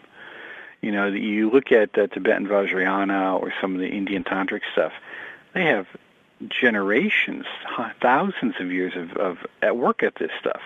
You know, 1, 2, 3,000 years, some a little more than that, you know, but it gets lost in time. They have very strict protocols for involvement with the invisible. Very strict. This stuff just, you know, this nonsense that we see in paranormal research and in New Age circles about it, it is a one-way trip. At best, you will waste your time. At best. But for the most part, it becomes obsessive. Have you noticed how many people are obsessed by it? Mm-hmm. They can't get enough of it. I've got to do this all the time. I wish I could quit my job and do this all the time. Hey, do you want to go down there? Let's explore this house. Let's explore that church. Let's explore that old school or that old hospital. You can't get enough of it. It's a drug. Yeah. And yet they have nothing to show for it. They have no greater insight. They have no greater wisdom. And in fact, their lives are falling apart around them and they don't even know it. Until their wives or husbands leave them, or their boyfriends or girlfriends. Or their career stalls because they can't go anywhere because they're spending all their time doing this stuff. You know. So this is typical. This is a typical phenomenon that is often ignored, and they don't want to talk about it because now it's gotten so popular. A lot of these groups, they're hoping to get their own TV show. Mm-hmm. You know, instead of being the garage band that's going to get an album, you know, now they're the garage Ghostbusters that's going to get their own television show. Yeah. I know exactly what you're saying. It's hard I'm trying not to laugh because it's not funny in some ways, but yeah, I mean, I've seen so many groups here just turn from, you know, even in the Christian realm, like here in the South, we've got groups that'll do that. They want to go fight demons, you know. I'm the deliverance movement. You know, well, you're a what? Like, well, I go to church every 3 times a week, and now I want to go fight demons. I'm a demonologist, and I can do it with ease. And they go and they just seek like haunted houses and demons so they can fight them. I'm like, what are you doing? But, well, think about it. What it does is it's, again, a way of giving meaning to your life and purpose on a cosmic level. I mean, everything falls short to this. Nothing can compare. Yeah. You know, and there you have it. So that deliverance movement, what else? The dime store grimoires where you can find these, you know, kind of spiritual protection books on the racks of your grocery store or in Walmart. They're appealing to a type of person who wants to feel that importance. They want to understand, you know, there's a certain spirituality there. They want to understand, but, you know, it takes more than, you know, a couple of books about, you know, fundamentalist Christianity to really understand the cosmos. You know, it takes more than a handful of books on yoga to understand it. It takes a serious kind of effort and guidance, and that's what's lacking. But I personally believe that these kinds of books and these kinds of organizations play into the hands of the very thing they say they're against, because these people just become psychic food for these entities, literally and figuratively. I mean, look at the types of deaths many of the primary fundamentalist exorcists have died from. Right. The same stuff. How many people do you know in this field who have weird cancers and blood diseases or neurological disorders? Yeah. Compared to the sample of the average population. Is that what you think happened to Crowley? I wonder about what happened to him. That because he was. I think he just died of. No, I think he just died of old age and rough living. I don't think there's anything from what I understand, terrible about his death. Yeah. He seemed to go out in whatever style he had chosen. He was a strange fellow. I mean, I have some respect for him on some levels. I am not a follower. I'm not a devotee or anything, but he had some interesting insights and views. He was his own worst enemy. Yeah, I think that's kind of like the whole theme of tonight. You talking about egregores. We didn't get too much into energetic transformation with plants and alchemy. We touched on it a little bit, but I'm sure anybody could get your books or go back and find any of your interviews with like Coast to Coast or whoever where you've talked about these types of things. But I've got a feeling that if anybody picks up any one of your books, they're really going to learn quite a bit about the great work itself and all aspects, the astral realm, the Kabbalah, magic, so to speak. This one, Egregores, the occult entities that watch over human destiny. You've wrote a lot of books, and I really appreciate you coming on here, because this is the type of discussion I like to have, although it's not fun for some people when you do shows about dealing with yourself. But that's what the great work is all about. You want to know your true self, who you really are, where you came from, the mystery. Then you've got to face yourself in the hardest ways. And I'm glad you're willing to talk about it. Well, for your listeners, it's going on 3 a.m. for me, so my impulse control, it goes down a little bit as the caffeine wears off. But I just don't want to hurt anyone's feelings, but I need to be very clear, about what's going on. I mean, I've been doing this for over 40 years. My family was doing it. My great uncle was knowledgeable about it. His father's knowledge about it, and going back into Central Europe.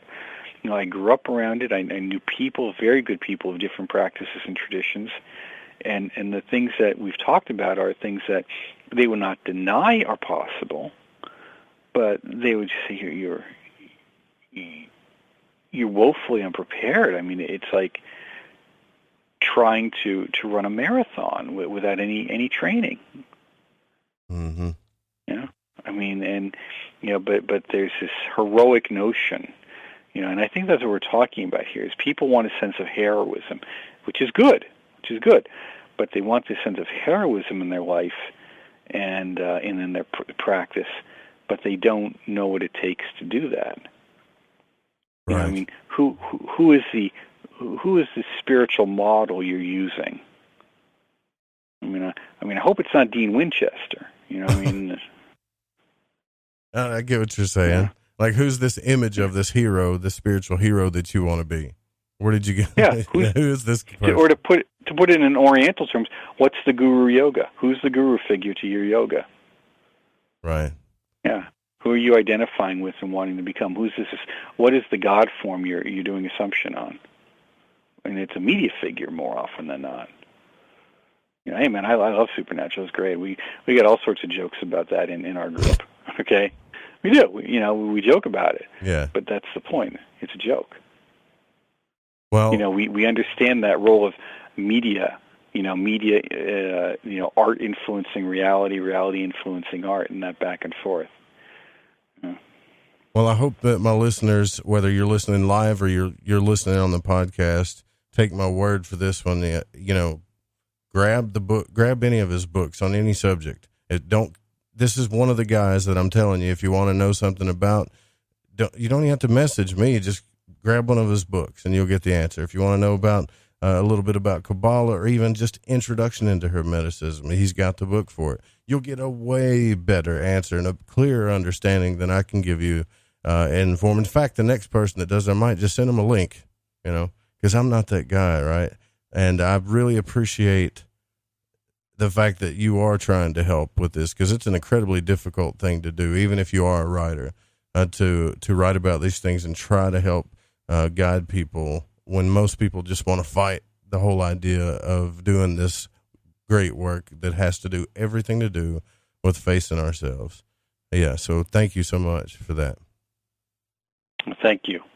And if you guys want to go to the website also, it's the HermeticInstitute.org, and he's got a picture there of himself, one of my favorite directors in the world, Guy Ritchie. That's really cool. And I will leave all the links here for you. And I'll be right back with some final thoughts. Don't go anywhere.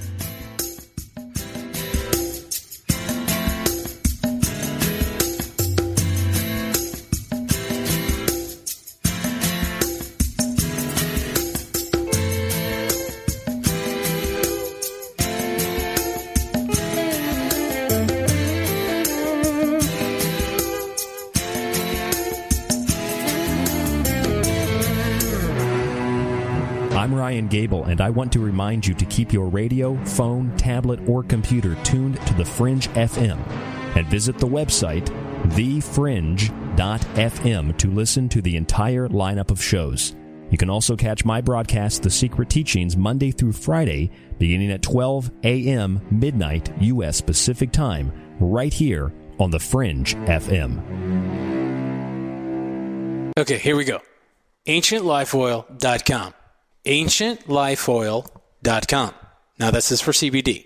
AncientLifeOil.com. Again, for CBD. Where do I get CBD? AncientLifeOil.com. It's pretty good stuff. Organic, non-GMO. We are the Ferrari of CBDs. AncientLifeOil.com. You know, they say when you mention a person's name 3 times when you first meet, that you're going to remember. So I'd say to you, nice to meet you, AncientLifeOil.com. It's AncientLifeOil.com, right? Nice to know that you help people. AncientLifeOil.com. Think about this. Occasional stress, occasional anxiety, occasional inflammation, occasional stiffness, and intruders that get you down. AncientLifeOil.com. Okay, so I'm going to give you a fact for the day. So Ancient Life Oil does not help you with business deals. Hold on a second. If you feel better, it could help you make a better decision. Okay, I'm wrong. Just remember to go to AncientLifeOil.com. Do you want to know the truth? Are UFOs real? Are aliens visiting Earth? Are governments around the world hiding the biggest secret in history? We're UFO Seekers, official partner of The Fringe FM, and we're on a hunt for the truth. Join us as we investigate locations like Area 51 by subscribing on YouTube at youtube.com/UFO Seekers.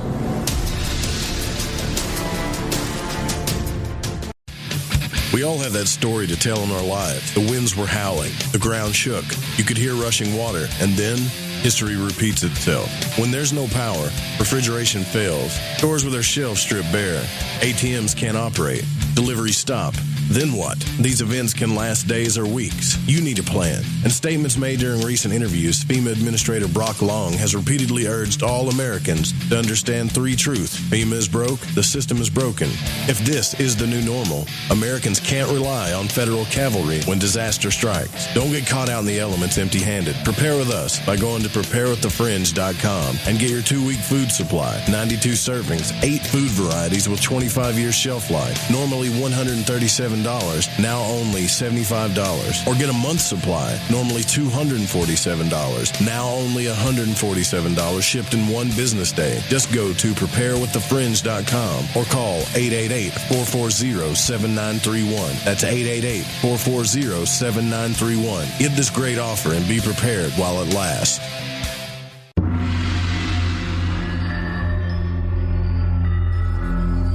Greetings, galactic community. This is Suzanne Ross, host of Sci-Spy Radio, every Wednesday evening from 5 to 7 p.m. Pacific. Join me for this brand new show featuring a revolutionary new genre, Sci-Spy, merging science and spirituality to give us answers to the greatest mysteries of creation. Together, scientific discovery and spiritual revelation reveal the truth about who we are, where we came from, why we're here, and where we're going. Tune in to Sci-Spy Radio every Wednesday from 5 to 7 p.m. Pacific and discover the truth for yourself at thefringe.fm. You know, food was different 60 years ago. It was minimally processed, free of pesticides. It was nourishing and healthful for your body. Today, GMOs, pesticides, herbicides, and heavy processing have depleted the nutrition of our food supply, which takes a toll on our health and energy. It's harder than ever to get the right nutrition. That's what Life Change Tea is meant to counteract. Our specially blended, powerful herbal formulas can give you more energy without caffeine. It's a mild cleanse, a mild daily detox. A good detox can help revive and bring back the energy of your youth. GetTheTea.com is the website. It'll cleanse you from the inside out with this herbal proprietary formula. Go to GetTheTea.com. There's no fillers, no GMOs. It's organic. Not available in stores. You must go to their website, GetTheTea.com. And their supplements are a great way to maintain your health. Read the testimonials on the website. Go to GetTheTea.com. That's GetTheTea.com.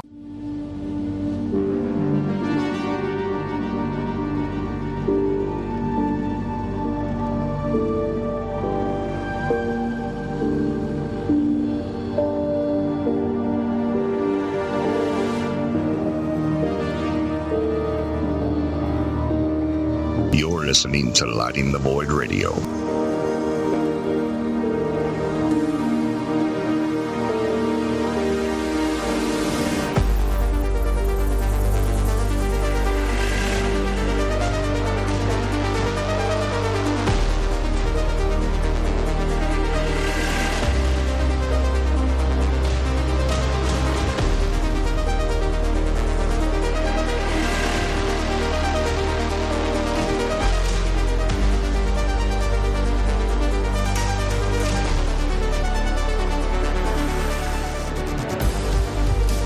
Well, I figured that would go pretty deep. Mark has a reputation for telling it like it is when it comes to these types of things. And,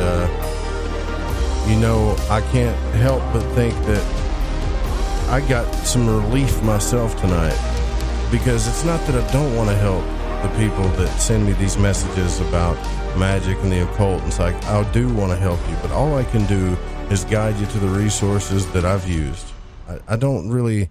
know the answer, and I 100% believe when it comes to these types of things, the occult and magic and Hermeticism, that if you really want someone to give you a straight up answer, you need to study who the real characters are in this. Don't just jump. Now, I'm finishing an article about it, but I might as well talk about it. There's a lot of people that ask me what societies to join, or what secret society should I join, or should I join one? Are they really brainwashing me? Question after question after question about this stuff. And it does not matter what society you join or how you go about it, because if you're really going to do this so-called great work that the Hermeticists speak of, you're going to be doing it alone. And sure, you can have support from your partner, your spouse, your group. And that was one of the reasons why back in the day that I decided I wanted to be a part of a secret society. It wasn't to be involved with something special and secret so I could feel special. It was because I found out just how scary this stuff really was. And it wasn't like the books. It wasn't like the movies. It wasn't what they were showing me. And I didn't want to be alone. Regardless, you're still alone at the end of the day when you have to face yourself. You still have to do it alone. It's really cool to have support around you, but it's like anything else. I mean, think of it as you trying to beat an addiction mentally and physically and emotionally. That's hard. Anybody that's had any type of mental disorder or psychological disorder, anything like that, that's very hard to do. So it's good to have support, people that care about you or understand or have been through it or are going through the same thing. That's why they have NA meetings and all this stuff. And I'm not trying to relate the occult to Alcoholics Anonymous or Narcotics Anonymous meetings, but really it is about facing yourself. I don't have any problems with the love and light community in the New Age. I don't. I understand where they're coming from. It's good to feel positivity. It's good to be around positive things. In fact, we all should try to do that. Just be around as much positive stuff as we can, because there's a lot of negative things in the world. But when it comes to learning what the great work is, like Hermetic magic, high magic, ceremonial magic, those things, manifestation, really, like manifesting your dream job or the girl of your dreams or a car or whatever it is, that's fine, I believe, but it's really just a side effect of what happens as you become more aware of who you are. But you cannot become more aware of who you are without facing the scariest parts of yourself, or even, they don't always have to be scary. Of course, some of them are, and I'll talk about that in just a second, but some of them are very dull and boring, like just little bitty nitpick things you don't want to deal with, that are deep-seated inside of you, that are walls or thresholds, so to speak, to keep you from progressing to understanding who you are. You know, Dan Lopez, the co-host that comes on here, he's been on here many times and talked about that. He's faced down death himself many times alone. And that's the one thing that he says that he wants more than anything. My biggest question is, what's this all about? Who am I? I want to figure out my true nature. And sometimes I think that you have to go through your own personal death to do that. And if you look at all of the rituals, like in Masonry and stuff, that's what it's symbolizing. It's symbolizing a death of the old self and a raising of the new self, right? But these are just exoteric symbols, meaning esoteric things. The buildings, all of that, just exoteric symbols to speak to your subconscious, to the inner part of yourself, into that spiritual realm, so that damn, I've got to deal with myself. And guess what? You don't have to study magic to do that. You don't have to. You don't have to join any orders to do those types of things. You could do that with psychology, therapy, but there is a deeper side to this thing that calls all of us, and that's what I've found to be more true than anything. When you're chasing down this thing called magic or the mystery or mysticism or whatever it is, you can't quite put your finger on a lot of the answers, can you? You can't quite define what they are or put words to them, but something tells you deep down inside that you have to keep going, that you have to keep searching for this stuff. And I got a text in here that says, "Excellent presentation. You always make my Monday night sweeps shorter. What's up for the rest of the week?" That's a good question. Yeah, man, let's get out of the deep and dark hole. Although, I do want to say one more thing, though, before I leave this Hermetic magic and all this stuff alone. People ask me why I stick with the traditional stuff like Golden Dawn, Rosicrucianism, and don't just jump into chaos magic, because this system speaks to me to work out these parts of myself. That's why. That's it. It's not because I like older things or I like newer things or I believe that you should evolve or you shouldn't. It's none of that. It's just, this is my work, right? It doesn't have to be yours. But yeah, so tomorrow night we're going to have on Marshall Liffords, right? And he's a Resonance Science Foundation president of the board. He's the board of directors on there, as well as co-author and core faculty of the Resonance Academy Delegate Program. A lifelong explorer of cosmic geometry, music, unified physics, and the fractal hologram, the fractal holographic nature of the cosmos, that stuff.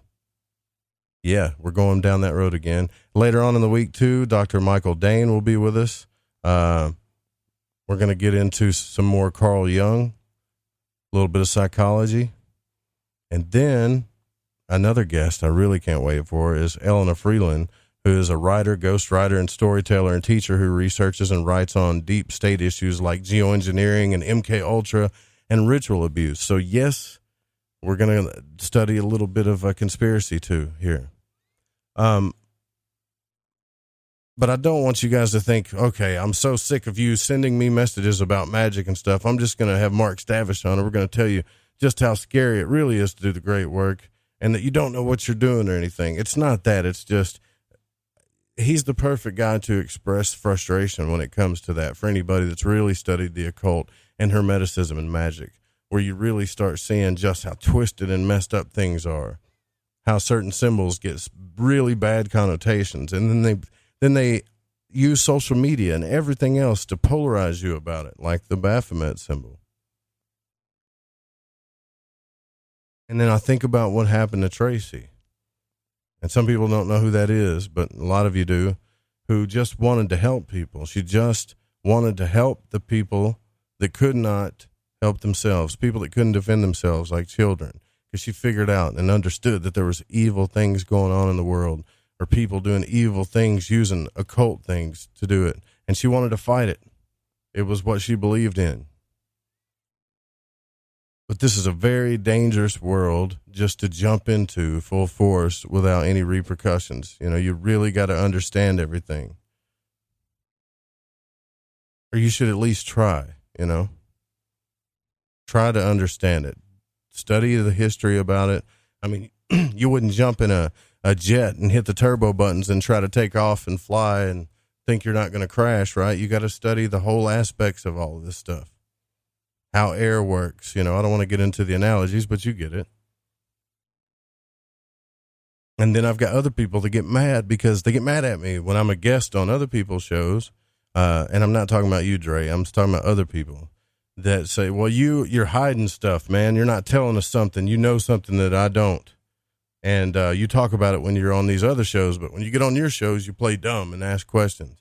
I'm not playing dumb. I'm trying to learn from everybody. Because even you have something to teach me. Your experiences will teach me something. So that's what we do here on the show. We try to figure out how to ask the right questions so that we can all come together and figure out what's going on here. We're all void walkers, damn it. And, well, I'll announce that probably tomorrow. I got a pretty big announcement, but I want to make sure that it's going to come through before I do that. But things are happening for the Fringe FM. It's just only going to get bigger and better here. So all of you that keep staying with us and all of you that keep hanging in there as we grow, even technically, I really appreciate you. Also, don't forget that this show was produced by the Fringe FM. Do not copy it without written permission. And music was by Chronox and Bundy and Kevin MacLeod. Also, right after the show, coming up in just a few minutes, is The Secret Teachings with Ryan Gable. Love you all. We'll see you guys tomorrow night. Same time, same channel. Good night.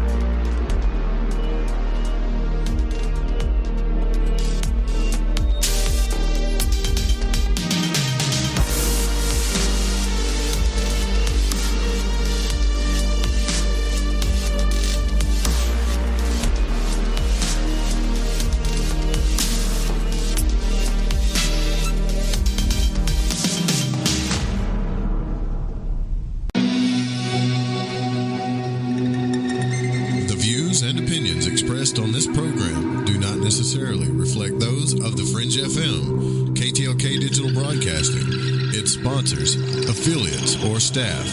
Listener discretion is advised.